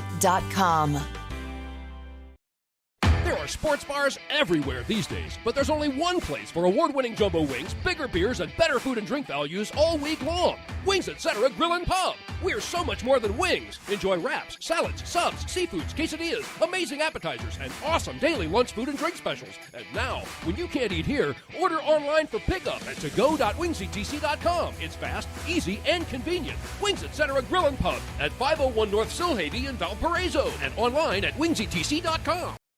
Terry's Discount Windows is a local family-ran Christian business serving the Valparaiso community since 2003. They specialize in windows, siding, doors, and more. Terry's Discount Windows has been voted 6 straight years the Post-Tribune Neighbor's Choice Award for Best Window and Siding Company. Terry's also has been voted twice the Times Best of the Region. Terry's sells the best quality and most energy-efficient windows and siding on the market today. Call Terry's at 219-476-0400 for a free in-home estimate, or visit them online at terrysdiscountwindows.com. Mention Valpo Crusaders and receive additional savings. Live on WVUR 95.1 and streaming at WVURTheSource.com, you're listening to the Valpo Sports Radio Network. Halftime here at Cintas Center as we're through 2 quarters, looking for 2 good quarters out of Valpo to finish this game down 35-24 at half. Alongside Zach Collins, I'm Garrett Willis, listening live to the presentation of Valpo Women's Basketball here on the Valpo Sports Radio Network. Zach, I just saw a video on Instagram that just makes me too happy, so I have to talk about it for probably about 30 seconds. Tiger Woods posting on Instagram, him hitting some balls at the range. His entire right leg is covered up with a compression sleeve, but the first swings we've seen from Tiger Woods since February. I mean, if that's not enough to make a grown man cry, I don't know what is. I mean, that's amazing, too, to come back from that crash and just be swinging right now. I mean, that's amazing of a recovery, number one, and number two, amazing momentum and amazing, terms of him just coming back into the element of golf. And I mean, he's been through a lot. He's one player we could sit here almost all day and just talk about just him himself and everything he's been through. But great to see him swings again. I know. We're not going to focus on it. I made me so happy. I'm grinning ear to ear right now. So we'll talk about that more later. We have a couple scores. We'll start in the NFL for you. 3 games in progress. The Raiders lead the Bengals in Las Vegas 6-3. The Cowboys down 9-0 to the Chiefs in the first quarter, and the Seahawks down 7-0 to the Cardinals in Seattle. A few games that have gone final. All Colts in Buffalo. Let's go 41-15 15, Jonathan Taylor with 5 touchdowns in that game. Ravens beat the Bears 16-13 at Soldier Field. Browns beat the Lions 13-10 in Cleveland. Texans with the shocker in Nashville take down the Titans 22-13. Vikings beat the Packers 34-31. Sorry about that, mate. It's Dolphins beat the Jets 24-17. Eagles beat the Saints 40-29. Washington beats the Panthers 27-21. And the 49ers beat the Jaguars in Jacksonville 30-10. Let's look back to this. We don't need to talk about the Packers at all. I'm sorry, my friend. Valpo's they've got to change it up here in the second half. If they play 2 halves like that, I don't know what to think about this team. Like, we thought they were going to be playing better in this game, but they still got 20 minutes to turn it around. What do they have to do?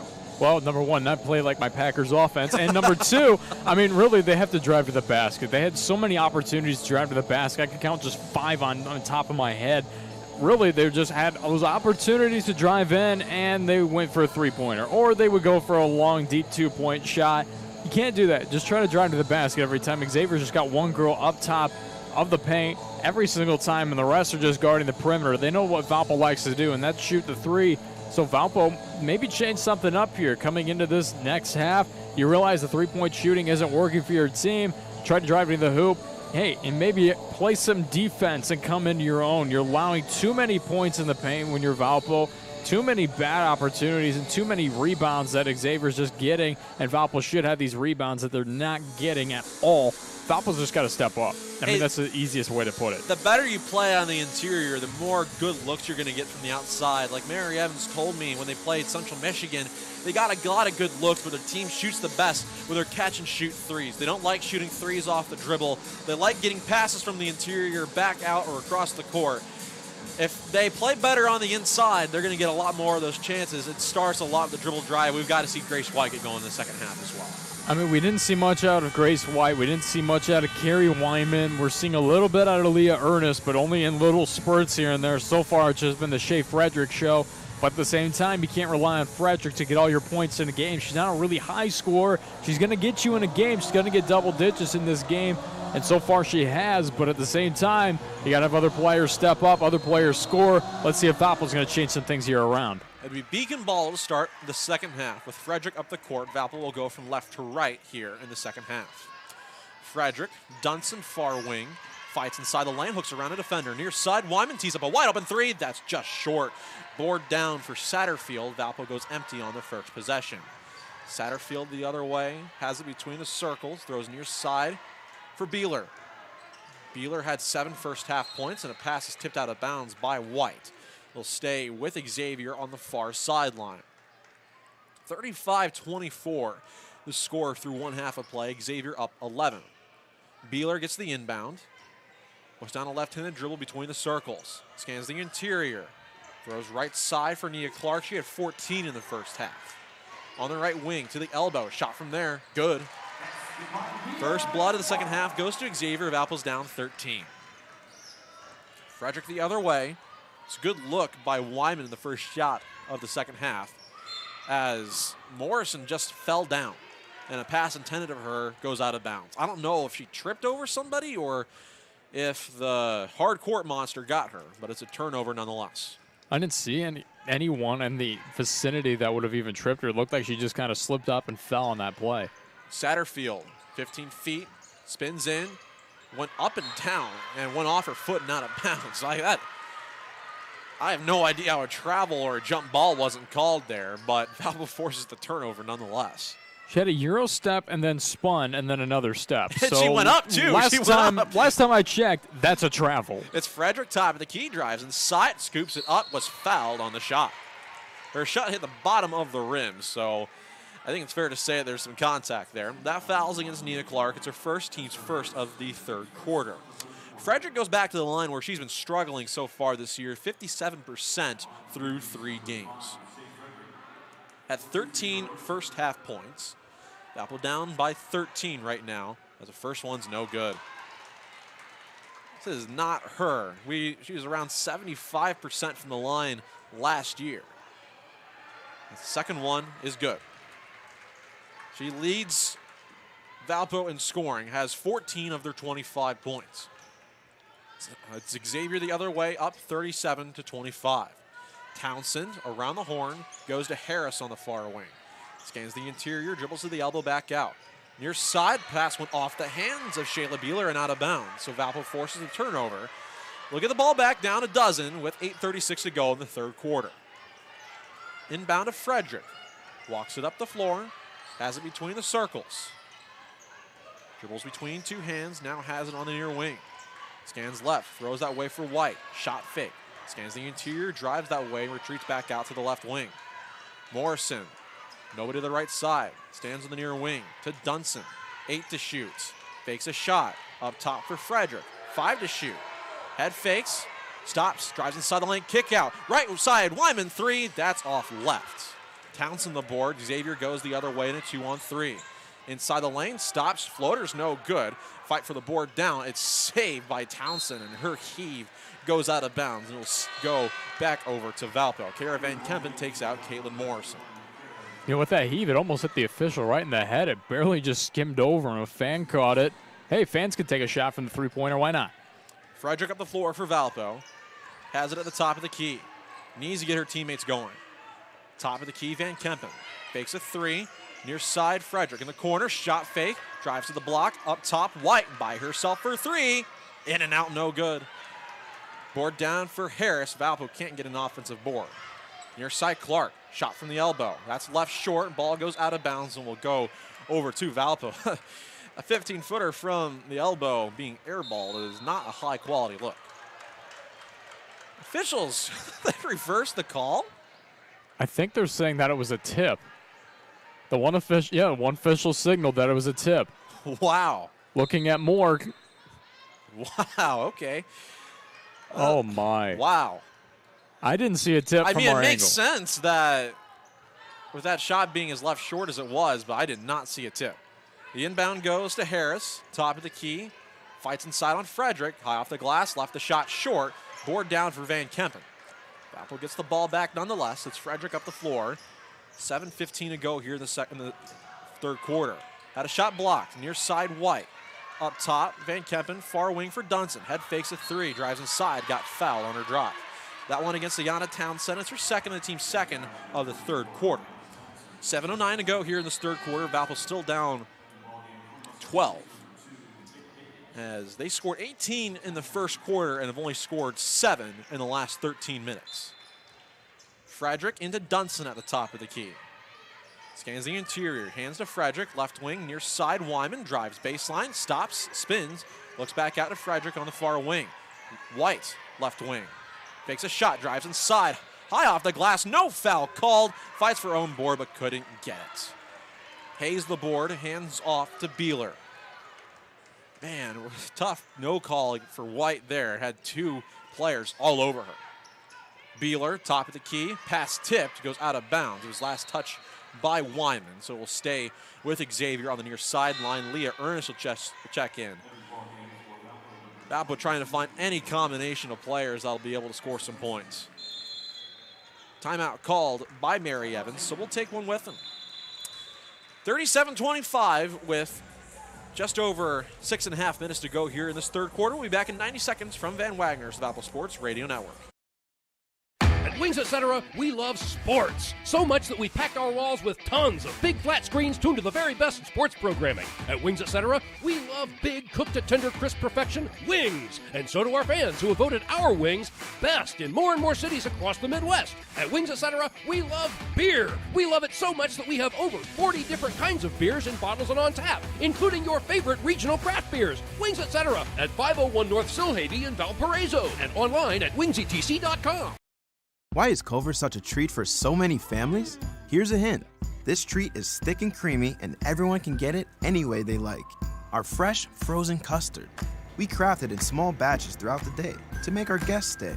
Shakes, cones, sundaes, concrete mixers, flavor of the day, oh, and the toppings. Who says you can't please everyone? There's more than one way to dessert at Culver's. Welcome to Delicious.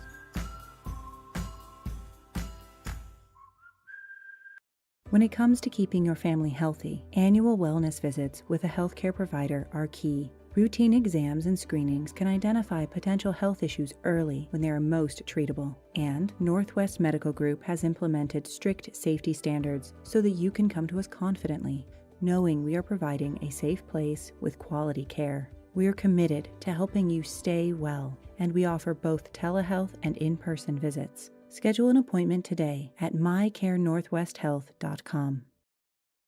Live on WVOR 95.1 and streaming at WVORthesource.com, you're listening to the Valpo Sports Radio Network.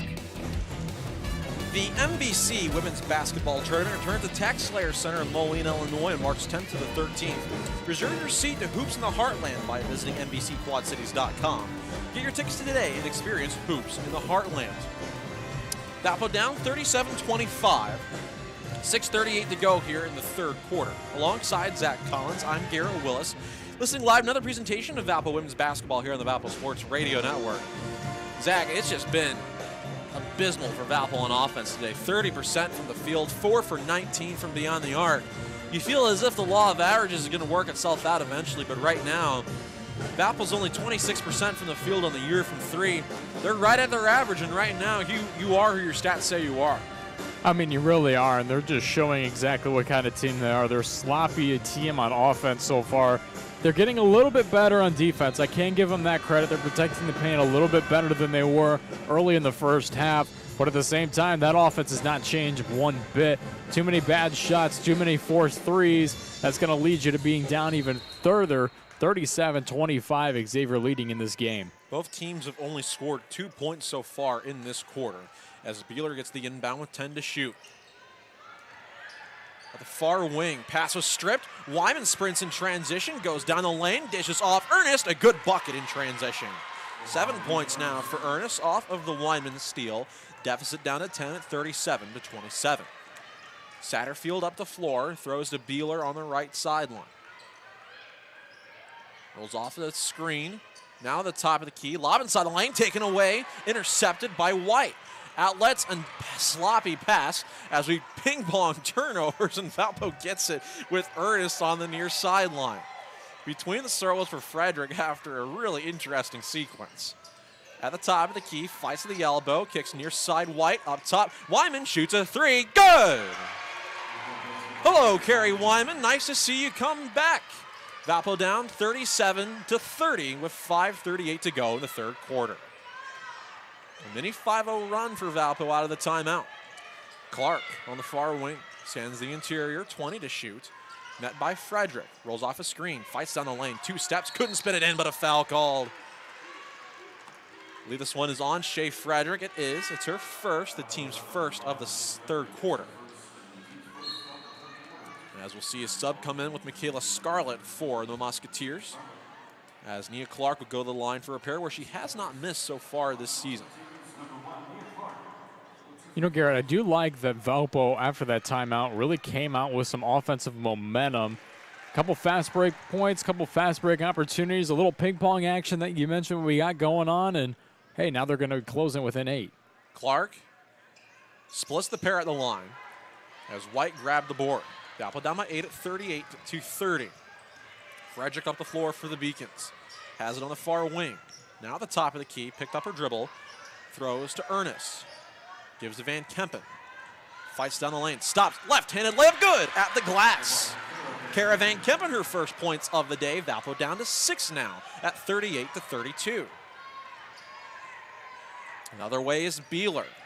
Valpo on a mini run. Pass almost intercepted. Throw inside, and Valpo forces another turnover. That pass intercepted by White. Frederick goes up the floor to 6-point ball game. Fights to the foul line, back to the basket, and retreats. 20 seconds to shoot. Near side White stands on the wing. Fights down the baseline. Stops against the double team up top for Ernest. Got fouled. And that will take us to the third quarter media timeout. I believe it does. Valpo starting to claw back here. They're on an 8-1 run. They're down by 6. It's 38-32. 4:36 to go here in the third quarter. Back in 90 seconds from Van Wagner's, the Valpo Sports Radio Network. Reinold and Feller Tire and Lawn Equipment strive to exemplify the true meaning of the words trust, courtesy, and honesty. In fact, Many of our customers say we've done a pretty good job of it. Since 1958, we've been providing auto repair and full-service tire sales to Porter County, Indiana. Come visit us at our Valparaiso or La Crosse locations, or check us out at heinold-feller.com. We look forward to many more years of providing you excellent service, because at our Heinold & Feller, your family matters to ours. You work hard for your money. We know you do. With that same work ethic, Allegis Credit Union has been serving the very same hard-working Northwest Indiana community residents for over 50 years. There is no better place to go for your financial needs, such as new and used vehicle loans, personal loans, Visa credit cards, and home equity loans. We are here to help you get that loan you deserve. Make it easy by simply applying for your loan online at allegis.org or stop into the Allegis office nearest you. Not only can Allegis offer affordable payments, but also extra benefits, such as a fast application process and no payments for 90 days. Come to a place where we take care of hardworking community people like you. Visit allegis.org for more information today. That is allegis.org. Contact Allegis for more information on the 90-day no payment option. Membership required for loan disbursement. Live on WVOR 95.1 and streaming at WVORthesource.com, you're listening to the Valpo Sports Radio Network. Today's broadcast of Valpo basketball is brought to you by Calumet Brewing and Bud Light. It's for the fans. 4:36 to go here in the third quarter. Valpo on an 8-1 run to cut it to a 6-point lead for Xavier, 38-32. Alongside Zach Collins, I'm Garrett Willis. You're listening live. Another presentation of Valpo women's basketball here on the Valpo Sports Radio Network. We're finally starting to see what Valpo like to do.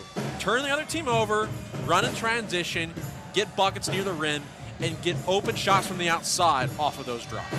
And I mean, Garrett, that's the thing they should have been doing all game long. That's what they worked a lot on practice.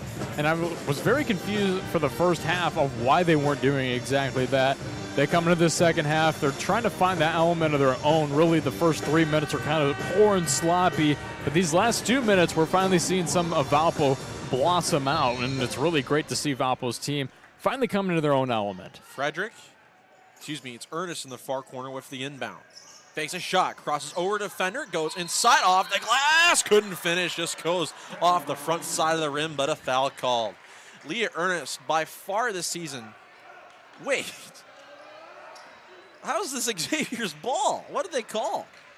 I thought they were calling a foul. One official held up his fist. Maybe she was out of bounds. I think that Leah traveled with it, but I thought it was a foul call.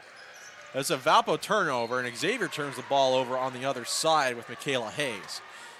That must have been a travel. It must have been a travel because the shot went up, but they called the whistle. I mean, either a travel or she stepped out of bounds because, my gosh, it looked like a foul to me, and I did not see really another step after the Euro step, so we'll see. Valpo with the ball. It's near side for Frederick, down by 6. Weinman on the near wing. Looks left. The right-handed dribble, top of the key for Van Kempen. Scans the interior, near side for White. Stands on the wing, 7 to shoot. Fights down the lane, off the glass, and finishes with the right hand. Grace White with her first points of the second half. It's a 4-point game at 38-34. Other way, Beeler hands off to Clark. Rolls off a screen to the top of the key. Fights down the lane, scoops a layup, and finishes. What a shot with the left hand for Nia Clark. She's up to 19 points now. Valpo back down by 6. Frederick up the floor. Looks left. Van Kempen on the wing. Up top, that's Ernest. Fights down the lane. 2 steps off the glass and left it short. Board down for Beeler. Xavier goes the other way. May have just put the fire blanket on top of the Valpo run. Beeler on the near wing. 3:10 to go here in this third quarter. Looks left, dribbles that way against Frederick, now in the near corner, goes up top for Townsend. On the right block, shoves off a defender, goes out of bounds, was last touched by Weinman. As we'll see a sub come into the game with Anaya Harris for the Musketeers. She takes out Shayla Beeler. Valpo plays defense, down by 6, 3 minutes to go in the quarter, 10 seconds on the shot clock. On the near side is Harris. at the top of the key. Hands off to Clark. Fights down the lane. Had a shot blocked on the inside. It stays with Xavier on the left baseline with 1 second to shoot. Valpo just trying to not foul and get a rebound here. Quick pass play coming in. And what a play. Harris got the inbound and put it quickly up and in. That is not a good defensive set. Mary Evans is irate. Valpo down by 8 at 42-34. Frederick to Wyman at the top of the key. Scans the interior, fakes a shot, fights down the lane, 3 steps off the glass, good with the right hand. Finally seeing Carrie Wyman get going, 5 third-quarter points, lead down at 42-36. Scarlett between the circles. Hands off to Hayes. She weaves to Clark. Down the right side of the lane. Far corner, Scarlett 3 is good. Her first 3 points of the game. Valpo's deficit down up to 9 at 45-36. They got it to within 4 and the lead's back to 9. Wyman, head fake. Top of the key goes to Ernest. Temporarily lost the right-handed dribble, regains control. White on the left wing. Up top, Frederick shoots a long 3. That's off short. Board down for Townsend. Outlets in transition to Harris. Up the floor for the Musketeers. In the near side, a foul called against Frederick on a reach-in. She's not happy with the call. It's her second foul and the team's second of the third quarter. You know, Garrett, I'm not really happy with that call either. It seemed that she touched all ball. It really should have seemed like it would have been on Grace White. She touched her after the possession and after the ball came out of her hands. It shouldn't have been a reach-in foul at all. Didn't even really reach in, just got a touch on it. Valpo should have had that ball. Quick inbound, shot is up, no good. Offensive rebound for Hayes. Her second chance effort is good with the foul. Valpo on the wrong end of a run now. They got it down to 4 and the lead's back up to 11 for Xavier with 1:36 to go here in the quarter. 9-2 run. Dunson checks in, Van Kempen goes out. Michaela Hayes, the grad transfer, played 1 year at Florida, 3 years at Clemson, the native of Minneapolis. Makes the 1 foul shot. She has 5 points on the day. Valpo's deficit back to 12 at 48-36. Frederick up the floor, met by Beeler on the far wing. Crosses her up, got fouled on her drive. That foul was on Shayla Beeler. It's her second. Team's 4th of the quarter. Inbound from Frederick on the right baseline. Up top for Dunson. 1:20 to go. She shoots a 3. That's left way short. Board down for Harris. And Valpo plays defense down a dozen again. Between the circles for Scarlett. The left hand dribbles to the top of the key. Looks left, throws that way for Satterfield. In the high post for Harris. Backs down 2 defenders, a good dish inside. Another layup good in the foul for Michaela Hayes. This game's getting away for Valpo. That one against Grace White, it's her third. Third on the team in this third quarter. 50-36. A lot of just fouls here, Garrett. We're seeing a couple from Frederick, here from White. Just too many fouls on the Valpo side. They're just going to put themselves out of this game. It's a 15-point deficit now. It was just 4 a moment ago. Frederick up the floor, and Mary Evans calls a timeout. Wow. We thought that we were going to have a game, and just like that, Xavier has distanced themselves from Valpo. As it's a 30-second timeout, we'll keep it right here. My goodness, Zach. I thought that we were going to get a game, and just like that, Xavier goes on a 9-0 run, and they're now down by 15. I mean, the thing is, it's just lazy defense on Valpo's end. If you're going to foul, you have to make that foul count. A lot of these fouls are just little fouls that are just almost pointless at the end of things. I mean, you had 4 girls guarding a player underneath the paint, and she goes up and gets fouled. Just let her take the shot. Have all your hands up. You're pretty much quadruple teaming the player, and you still reach in and get a foul. I mean, that's just uncalled for. Just bad fouls, bad possessions by this Valpo team on the offensive end. They're putting themselves out of this one, Garrett. You got to get going eventually as Wyman gets the inbound into Frederick. Under a minute to go here in the third quarter. Frederick fakes a pass, lost the ball. Scrum for it inside the lane is picked up by Beeler. Xavier goes the other way to the foul line inside the lane, retreats back out. Shot clock and game clock separated by 21 seconds. Beeler between the circles. Looks left, throws that way for Harris. High post, Satterfield inside the lane, off the glass, no good. Follows her own miss, second chance, no good. Ernest the board for Valpo, shot clock turned off. Frederick up the floor, and Mary Evans wants her to hold for the last shot. Man, this is just brutal to watch. Only 12 points here in this third quarter. 36 overall, down 15. Frederick to Wyman at the top of the key, 7 seconds. Takes a shot, drives down the lane, scoops a high layup off the glass, it's no good. And Xavier will shoot from half court. Oh, it looked good, it was just short from Michaela Scarlett.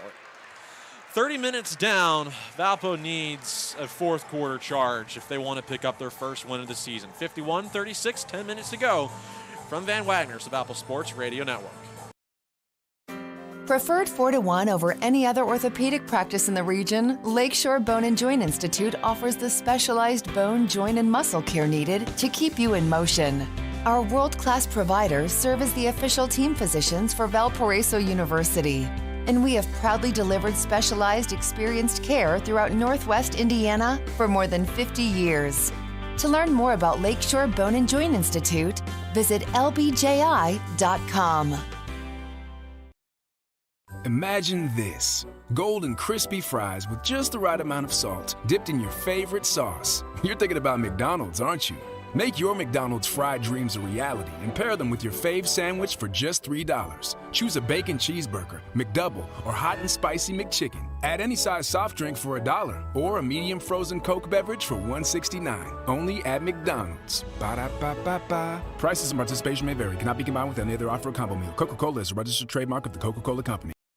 Yo, this is your cup holder talking. The little round thing between your car seats. Now, I normally have a nice cold bottle of Mountain Dew in me, but at the moment, I'm empty. That's right, no Mountain Dew. Nothing in here but a couple of quarters and a dime. A fully capable cup holder like me just carrying your loose change? Look, I'm not made for loose change. I'm made to keep Mountain Dew within reach at all times, just inches from your hand. So find a store already, grab some Dew, toss it back, then place that bottle where it belongs. Mountain Dew. Do the Dew. Live on WVUR 95.1 and streaming at WVURTheSource.com, you're listening to the Valpo Sports Radio Network. Terry's Discount Windows & More is a locally owned, family-run and operated business which has served Northwest Indiana since 2003. Terry's has been voted the best window, siding, and door company by the Northwest Indiana Times for 7 straight years. Call 219-476-0400 for Terry's Discount Windows. We'll be glad you called. 30 minutes down, 10 minutes to go. Valpo down 51-36 to Xavier. Alongside Zach Collins, I'm Garrett Willis. You're listening live to another presentation of Valparaiso women's basketball here on the Valpo Sports Radio Network.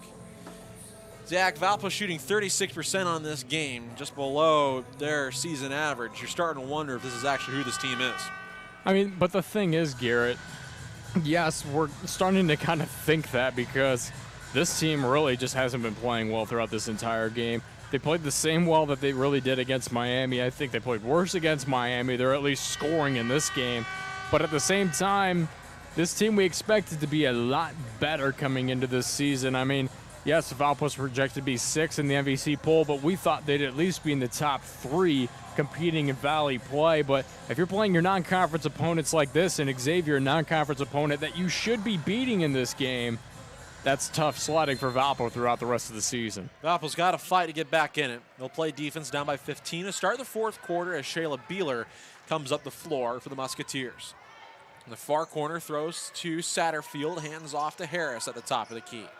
Weave goes to Clark at the elbow, drives inside, scoops a layup, couldn't finish, board down for Wyman. Valpo goes the other way after the forced stop. Frederick up the floor. Inside, open layup is good for Leah Ernest. 9 points on the game for her. Deficit down to 13 at 51-38. Beeler back up the floor for Xavier. She has 7 points on the day, nothing in the second half. Clark, foul on her drive. That one against Maya Dunson. Her second, team's first here, the final frame. 9:21 to go. Valpo down 51-38. Inbound will come from Beeler on the left baseline. Olivia Brown set to check in here in a moment. Throws into the right wing for Clark. Cross court in the post. Satterfield backs down a defender off the glass. Couldn't finish. Board down for White. Outlets to Frederick. Valpo runs in transition to the top of the key. Fights down the lane. Stops. Left-handed layup is left short. Rebound for Hayes. She's had a ton of those so far today. That's her 7th. Xavier on offense. 9 minutes to go. Up by a baker's dozen. Beeler between the circles, throws to Satterfield. Handoff goes to Harris on the near wing. Valpo off the switch to the foul line. Stops. Hook shot, left short. Frederick the board for Valpo. She tries to force it up the floor. Has it on the near wing. To the foul line. Inside. Stops. Good move. And a foul called on her shot. I thought officials were going to call that for a second. That'll be 2 shots for Shea Frederick here at the moment. Their team down by 13. That foul is on Anaya Harris. It's her 3rd and the team's 1st here of the final frame. She sees Shea Frederick go back to the line. Charity Stripe has not been her friend so far this season. 1 for 2 today. 57% on the season up to this point. First shot is strong. Frederick out of Greenville, Wisconsin. First team all-conference last year, and both are no good. This is unbelievable that a player of her caliber struggling this much from the foul line. Valpo plays defense down by 13. Far wing for Beeler. Fights off a switch on the far wing. Up top for Townsend. Near side for Clark. Valpo on the double team. At the foul line, needs help. Gives off to Hayes. Far wing for Beeler. 6 to shoot. Splits the double team. Down the lane. Spins it in off the glass. 9 points for her. Valpo's deficit back to 15. Frederick up the floor. At the top of the key. Looks left. Throws that way for Ernest. Fakes a shot. Drives down the left side of the lane. Stops. Retreats back out to the left wing. Dunson. Scans the interior. 10 to shoot. Frederick was cut off. Couldn't get the pass. 7 to shoot. Dunson on the near wing. 5 to shoot. Dribbles against the defense. Splits the double team. Inside the lane. Shot went out of bounds. What a disjointed possession for Valpo. I mean, disjointed is a nice way of putting it. I'm just going to put it as horrible possession for Valpo. You don't even drive into the lane once, and when you do, you just throw up a shot that wasn't even ever going to go in, nor are you going to get fouled on it.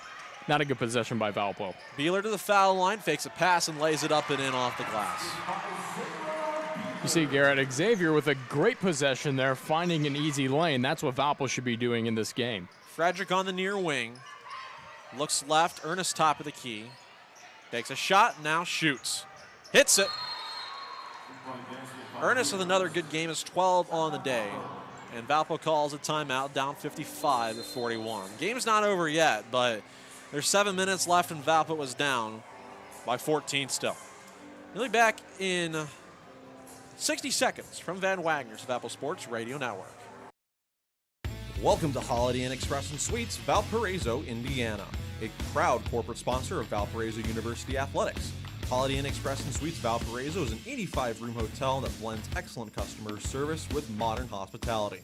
Enjoy a complimentary full hot breakfast buffet with our signature cinnamon rolls. All rooms include flat-screen televisions, wireless internet, and a coffee station. Check out the indoor heated pool, whirlpool, or exercise room. Need meeting space? We have it, just minutes away from many restaurants offering local flair, boutique shopping, and the Central Park Plaza. Come feel right at home. Make your next Valparaiso stay with Holiday Inn Express.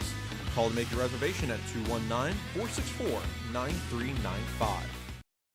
There are sports bars everywhere these days, but there's only one place for award-winning jumbo wings, bigger beers, and better food and drink values all week long. Wings Etc. Grill and Pub. We're so much more than wings. Enjoy wraps, salads, subs, seafoods, quesadillas, amazing appetizers, and awesome daily lunch food and drink specials. And now, when you can't eat here, order online for pickup at togo.wingsetc.com. It's fast, easy, and convenient. Wings Etc. Grill and Pub at 501 North Silhavy in Valparaiso and online at wingsetc.com. Live on WVUR 95.1 and streaming at WVURthesource.com. You're listening to the Valpo Sports Radio Network. MVC student athletes are positively impacting the communities where they live by sharing views and fostering climate for change for future Valley pioneers. To learn more about mobilizing voices for change, visit nbc-sports.com/onevalley. 7:02 to go in this game. Valpo down 55-41 to Xavier here in Cincinnati. Alongside Zach Collins, I'm Garrett Willis. You're listening live to another presentation of Valpo Women's Basketball here on the Valpo Sports Radio Network. Zach, for your sake, I hope that Valpo's able to make a charge here in the late part of this game, so the bus ride back to Valparaiso isn't miserable. But Valpo has got to play almost perfect from here on out if they want to come back in this game. I mean, they really do. I mean, really, all you've seen so far in this game, Garrett, has been Shea Frederick and Leah Ernest, and that's the entirety of this game. I mean, we've seen little hit bits of Carrie Wyman, but we really haven't seen her much in this game. At the same time, we're seeing Frederick and Ernest, but you can't rely on them throughout the entirety of this game because they're not going to be your big 20-point scorers in every game. And you have to really, for this Valpo team, have 3 girls shooting at least 20 points a game to be able to compete. Valpo hasn't been able to do that here. We're not seeing much out of Grace White, not really seeing anything out of Caitlin Morrison. I mean, that's really the big disappointment of this Valpo team here. I mean, you bring in Olivia Brown, maybe she'll do something here with this offense. We'll see here at the last 7 minutes of this game. Valpo plays defense down by 14. Beeler near side Clark shoots a 3. That's off left. Frederick the board. He has a ton of boards so far today. Fights to the far wing for Valpo. Cross-court pass. Morrison fakes a shot. She walked with it. Got to get your feet set before you drive. As Valpo squanders the fast break opportunity. Maybe they're watching too much NBA basketball, Garrett. I guess so. James Harden can get away with that. Beeler rolls off a Hayes screen, splits the double team, passes inside Hayes. A wide open layup is good. She has 8 second half points. Valpo's deficit is at 16. Got to start fighting back. Frederick scans the interior, throws near side for White. Fakes a shot now, shoots. That's off right and doesn't fall. Scarlett the board after a quick possession for Valpo. Other way for Beeler. Fakes a shot. Top of the key for Scarlett. 6 minutes to go. Near side for Clark. Fights at the top of the key. Down the lane. 3 steps. Shot blocked inside by Caitlin Morrison. Goes out of bounds as Lauren Gunn makes her first appearance in this game with 6 minutes left as Caitlin Morrison is checked out. It's impressive to see it took this long for Lauren Gunn to get checked in. And Shayla Beeler also goes out for Xavier. Inbound goes to Clark on the far wing, under 6 to go. 10 to shoot, cross-court pass. Near side Scarlett, fights inside the corner. Met by Brown, 5 to shoot.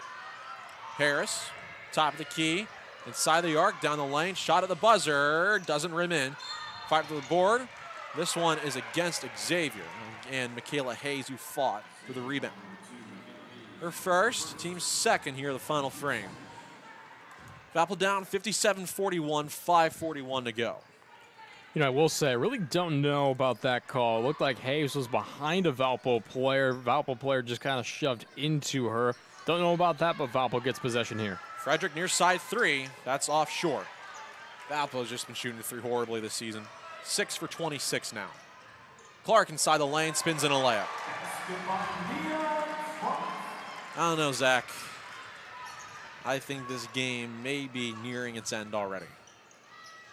Frederick, left side Brown, shoots a 3. That's no good. I just don't know what to say, Zach. This offense just looks so out of sorts right now. They've only scored 23 points in the last 2.5 quarters. The travel called against Michaela Scarlett as we're under 5 here to go in this game. I mean, the thing is, too, Garrett, it's not like Xavier's been a powerhouse throughout this game, too. They've had a plethora of mistakes that Valpo's also had, but their mistakes have been limited. Valpo's have been major mistakes throughout this game. Foul called inside. This one's against Nia Clark. It's her second, the team's third. Valpo's 3 for 7 from the line. They're 6 for 26 from beyond the arc and 16 for 45 from the field. Inbound to Gunn. Fights down the lane, stops, off the glass, no good, but a foul call. There's somebody who'll give you a little bit of energy. That one's against Naya Harris. It's her fourth, the team's fourth. We'll see Lauren Gunn, the Fishers, Indiana native, go to the line for a pair. Gunn won a state championship with Lawrence North High School in 2019. So her first foul shot is no good. I mean, man, Garrett, Lawrence North is a powerhouse for girls basketball here in the state of Indiana. Just an absolutely fantastic basketball team there. Doesn't make either. Valpo is 3 for 9 from the line here today. They're down by 18. Beeler, top of the key foul on the drive. This one is against Lauren Gunn.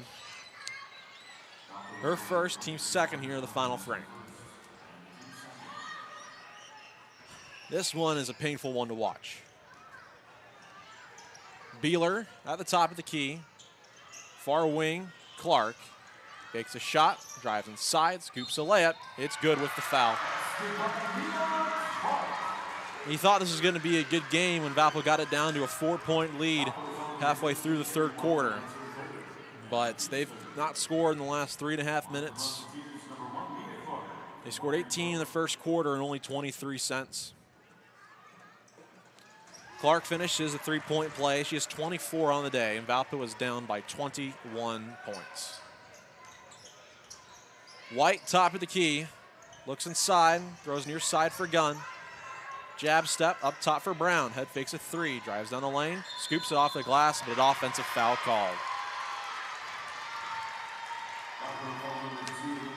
That's not a good call by the official by any means. She's still moving with her feet as she went down in the paint.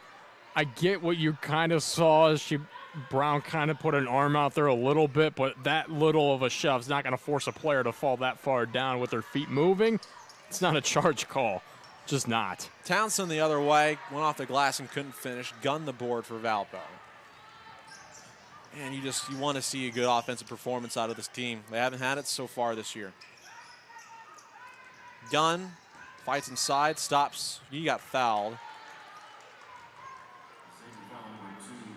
That one's on Michaela Hayes. It's her second, and we'll send Lauren Gunn back to the line where she just missed 2 a moment ago. I think Valpo's getting tired of learning opportunities and teaching moments. I think they want the chance to be able to win a game, and it's not going to happen here today. 0 for 3 from the line now is Lauren Gunn. 3 for 10 for the game are the Beacons. Knocks down the second. First point of the game. Valpo down by 20. Zach, I didn't see this performance coming here today. I thought they played well in Lansing. I thought they had momentum. They're playing against a team they scored 88 points against a season ago. They're going to fight to get to the halfway mark of that here today. Doesn't seem like they're going to really do very well here in the last 3 minutes of contest. I mean, really, Garrett, comparing this game to the Michigan game, bit different. Layup no good from Michaela Hayes. Board down for Gunn. In transition, White drives inside, kicks far corner. Wyman shoots a 3, in and out. 3 minutes to go in this game, and Valpo has scored only 18 points here in the second half. They only scored 24 in the first half. You really thought that the first part of the season was tough, but this would be the point where they could kind of get the train running. Not going to be the case. As Shayla Beeler walked with it. As Leah Ernest will check back in the game for Valpo. I mean, 12 points on the night. I mean, Garrett, you can only have so many teachable moments. I mean, usually your first 3 games, you don't know what the team's built like. You don't know how they're going to be on the floor. By the 4th game, you should start to figure out exactly what kind of team you have here. And so far, we're not seeing a very good team out of Valpo. White shoots the top of the key 3 and does not hit. 6 for 28 from beyond the arc for the Beacons today. 2:20 to go now. It's hard to understand why this is happening for Valpo. just totally lost on offense. Reverse layup good for Clark on the inside. It's been an amazing performance for her today for 26 points off of 10 for 18 shooting. Valpo down by 22. Dunn inside the lane, dribbled it off her foot and out of bounds. So Valpo is 34% from the field, 21% from beyond the arc, 36% from the foul line. They've turned over the ball 14 times to only 8 assists. And this might be one where Mary Evans studies it. Might be one where they just burn the tape. 100 seconds to go now. The jumper is strong from Townsend. It's an offensive board. Scarlett hucks up a three. It's no good. And a foul called on Satterfield on the rebound. See Pranger come into the game. We'll see Ava Interante make her first appearance this season. As Townsend goes out. White goes out as well. She has 5 points on the day after having a near season high of 22 against Michigan State. Brown knocks down the first foul shot, her first point of the game. The transfer from St. Bonaventure averaged over 7 points a game with the Bonnies last year, but really has not seen that production so far this year. She knocks down both foul shots. It's a 20-point game with 90 seconds to go. I don't know the last time Valpo failed to score 50 points in a game. That might be the case here today. Scarlett between the circles. Far wing for Harris. Inside the lane, a foul call against Interante on the interior.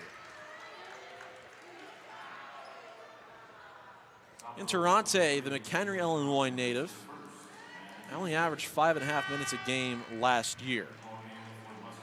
Her sister, Anna Interante, plays for the Bradley Braves.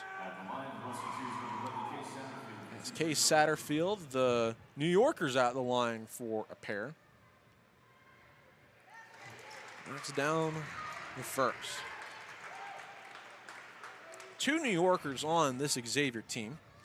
Michaela Scarlett is from the Bronx. Can you name the 5 New York boroughs? I wish.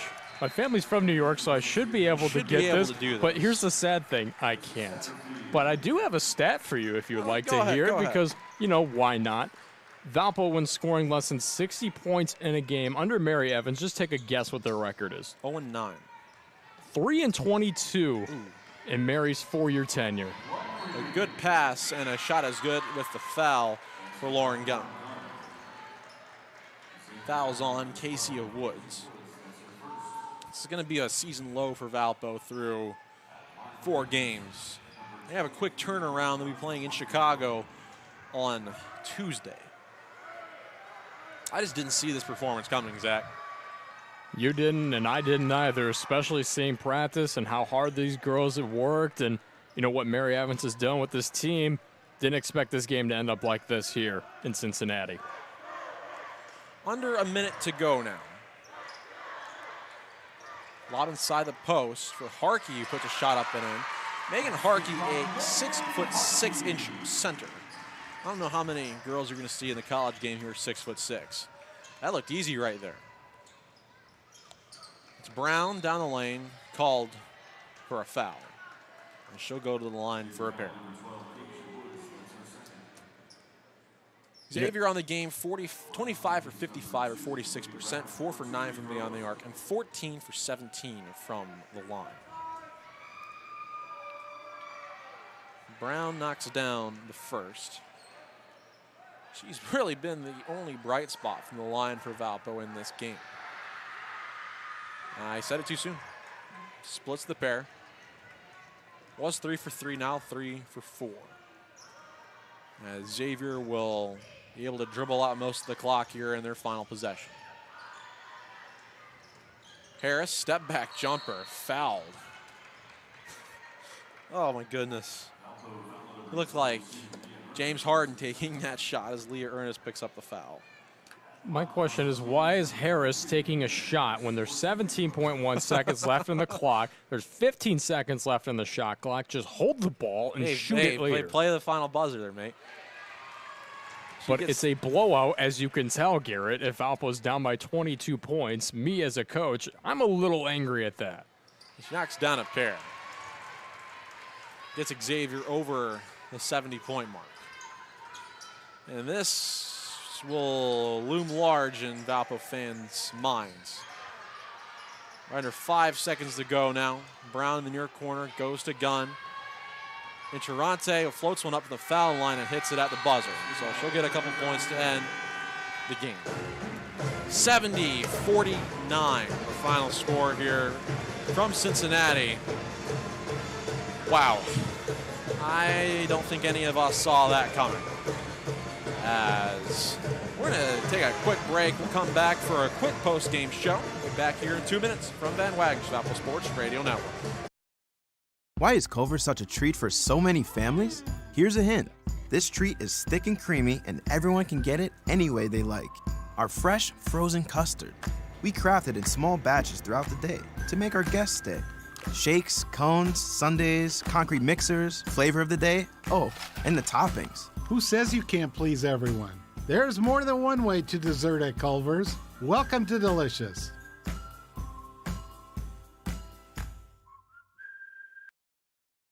TicketSmarter is glad we are back to holding live events. If you are looking to buy tickets to the best sports, concerts, and theater events, all at the very best price, look no further than TicketSmarter.com or on the app. Buying tickets at TicketSmarter will help support children in need. For every ticket transaction on TicketSmarter, $1 will be donated to a children's charity. TicketSmarter is proud to be the official ticketing partner of bowl season. TicketSmarter, a smarter way to buy tickets. Hey, you! Don't do it! Don't take that job when you can have a career. I'd love a career, but where? At First Source Bank, we offer a variety of fulfilling career opportunities, schedule flexibility, good pay and benefits, educational opportunities for personal growth, and a chance to work with amazing people just like yourself. Join us. Learn more at firstsource.com/careers. That's the number one, stsource.com. An equal opportunity employer. Male, female, disabled, veteran. Whether it's buzzer beaters, puts one up at the buzzer, and we go to overtime. Big celebrations, or an electric atmosphere. we've got it all in the Valley. We've got some of the best. We mean the best. Women's basketball in the nation. And the postseason starts here. At Hoops in the Heartland. We'll see you in the Quad Cities. March 10th through 13th, presented by Grinnell Mutual Insurance. Visit MVCQuadCities.com for ticket information. Live on WVUR 95.1 and streaming at WVURTheSource.com, you're listening to the Valpo Sports Radio Network. A final here from Cintas Center, and it's not a good game from Valpo. 70-49, the final score to Xavier. Alongside Zach Collins, I'm Garrett Willis. You're listening to the LBJI postgame show, as our postgame show is brought to you by Lakeshore Bone and Joint Institute. LBJI is proud to be the official team physicians of Valparaiso University Athletics. We'll just go into the highlights of the final stats. That way we don't waterboard ourselves with the Nia Clark, 26 points off 10 for 8 shooting for Xavier. A really good game for her. Like, I have to look. That's a career high. Her previous career high was 19 points against Valpo last year. So 45 points in 2 contests against the then Crusaders and now Beacons for Nia Clark. Outside of her, Beeler had 11, but she had her fingerprints all over this game.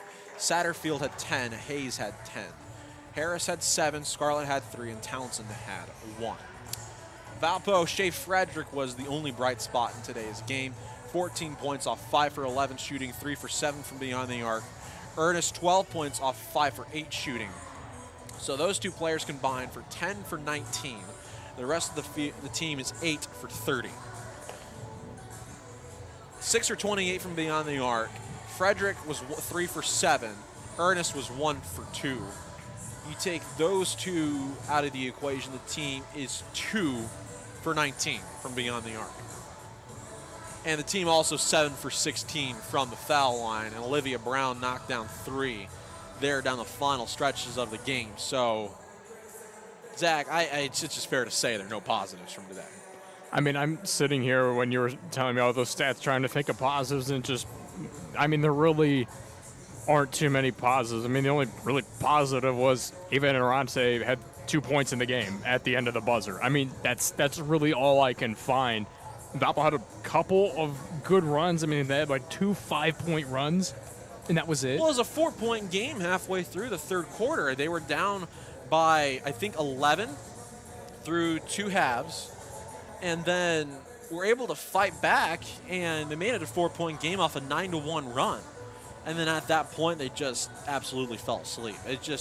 I have no clue how the end of that game went so poorly for them. I don't know what to say, Zach. I just flat out just don't know. I mean, one thing I can tell you is Xavier was much better than I thought they were going to be in this game. I mean, they shot the 3 decently well, which they never have in any game before so far this season. I mean, they played Miami, Ohio, and lost to them. Valpo also lost to Miami, Ohio. However, Xavier only lost by 4 when they played Miami, Ohio.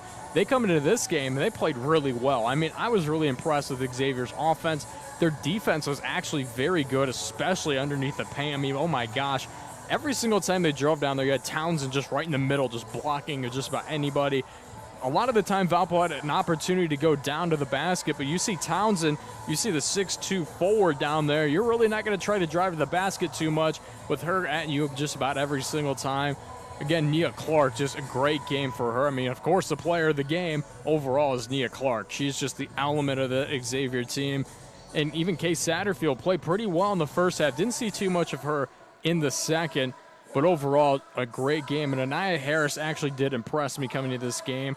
She averages around 11.7 points, and she played very well against this Valpo team. Didn't defend too well, wasn't impressed with her defense. But what I was impressed with is she's got a really good shot. She takes good shots, and she does move the ball around very well. So, you know, kudos to Xavier for playing a good game against this Beacon squad, but Valpo just not playing a good game against the Musketeers. One of the things that is interesting to look at is that Xavier, I mean, they put up 70 points. Like, you're gonna win a good amount of games in the college game scoring 70, but you're probably, I would say, most times you score 70 points, I'd give you a 50-50 shot of winning. And right now, Valpo's offense is just everywhere. I have no idea how they've regressed from last year. It's unbelievable to see with the same personnel as last year, minus Ella Ellenson, that this team, they just haven't figured it out yet on the offensive side. I mean, 6 for 28 from beyond the arc. There was a game last year where this team went 15 for 20 from 3-point range. I had no idea what was happening until the final buzzer sounded in Carbondale against the Salukis. This team, they know that they're not a bad offensive team, but right now, so far this season, they've scored 61, 60, 62, and 49. I just don't get how they're struggling to be able to score points in this season. And right now, Shea Frederick can only do so much. I mean, we've even seen Leah Ernest is playing leaps and bounds better than what she did last year. You would think that if you had that squad from last year, plus the way Leah Ernest is playing this year, it'd be a great team offensively. But right now, it's just, you really had 2 good offensive performances from Frederick and Ernest, and Frederick had 13 over 14 in the first half. So, as a team looking for answers, and unfortunately, I don't have the answers for them. I mean, I wish I did too, Garrett, because I wish we had the answer to this team. We could just go over and tell them. But, I mean, Evans and her squad are really just going to have to work things out on what works best for this team, because this team shouldn't be this bad. I mean, they're returning over 90% of their scoring from the previous season, in which they were a very good 3-point shooting team. They're one of the top 3-point shooting teams in the country last season. Today doesn't show me that. Today shows me that they're one of the worst 3-point shooting teams in NCAA Division I basketball. We're not seeing good shots taken by this team. We're not seeing good defense. There's so many negatives that surround this team that you have to sit back and think, what are the positives for this Beacons team? You know, we're seeing a couple of players that we didn't think would be great this season come in. And, you know, we saw at the end there, Lauren Gunn, she was driving to the basket. That tells me as a coach, put her in next game to actually do something on the offensive end. She drove to the basket. She got fouled a few times.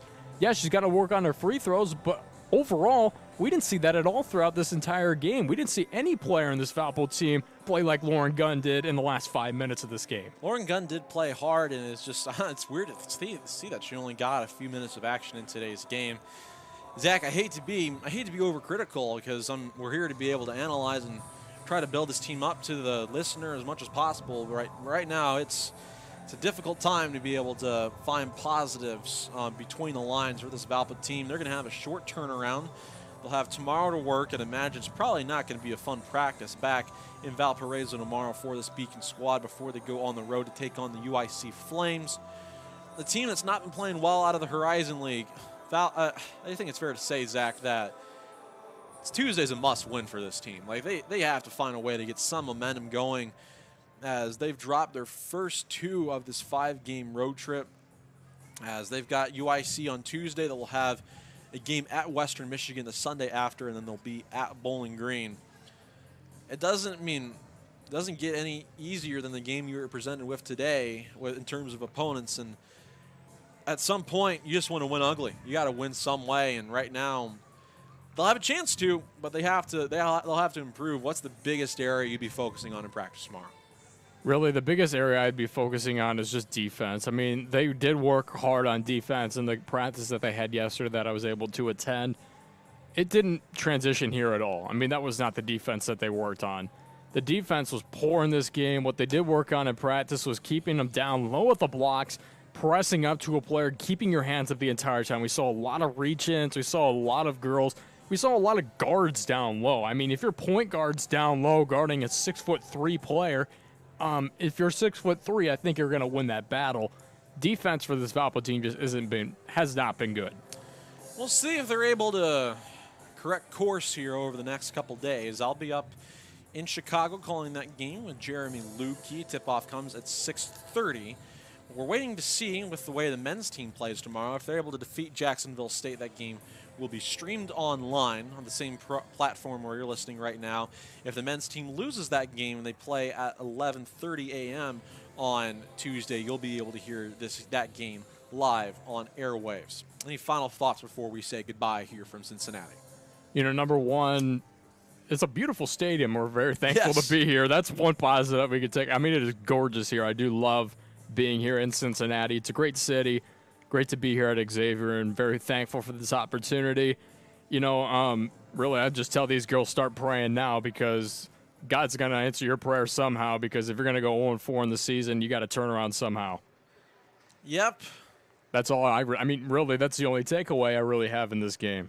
Yep, we'll see if they're able to correct course and move forward. They've got a quick turnaround, but it's certainly possible as they drop this game to Xavier by a score of 70-49. I want to thank our sponsors who made today's broadcast possible, including Hungry Howie's, First Source Bank, Allegiance Credit Union, Culver's, Holiday Inn Express, Lakeshore Bone and Joint, Royal Excursions, Wings, etc., Berkshire Hathaway, Heinold and Feller, Pepsi, Terry's Discount Windows, Northwest Health, and Ticket Smarter. And also kudos to Zach for being able to run our board for our remote operation here from Cintas Center today. Today's presentation of Valparaiso basketball has been an exclusive presentation of Van Wagner Sports and Entertainment, and the GM for Valpo for Van Wagner for Valpo is David Kay. This broadcast is an exclusive presentation of Valparaiso women's basketball on WVUR 95.1 FM, and any reproduction, retransmission, or other use of this broadcast without the express written consent of WVUR is prohibited. I'm the general manager. He's the programming director, and Jeremy Lukey is the sports director. Once again, your final score here from Cintas Center. Valpo drops this game to Xavier 70-49. For Zach Collins, I'm Garrett Willis. Thank you for listening to the presentation of Valpo basketball here on the Valpo Sports Radio Network. Enjoy what's left of your Sunday night. Don't text and drive. We'll see you tomorrow from the Bahamas and Tuesday from Chicago. Let's just say good night from Cincinnati. That was another presentation of Valparaiso Beacon Athletics on the Source 95 and the Valpo Sports Radio Network. Any reproduction, retransmission, or other use of this broadcast without the express written consent of the Source 95 management is prohibited. We thank you for listening to today's event as we now return you to regularly scheduled programming on the Source 95 WVUR FM Valparaiso, the Valpo Sports Radio Network.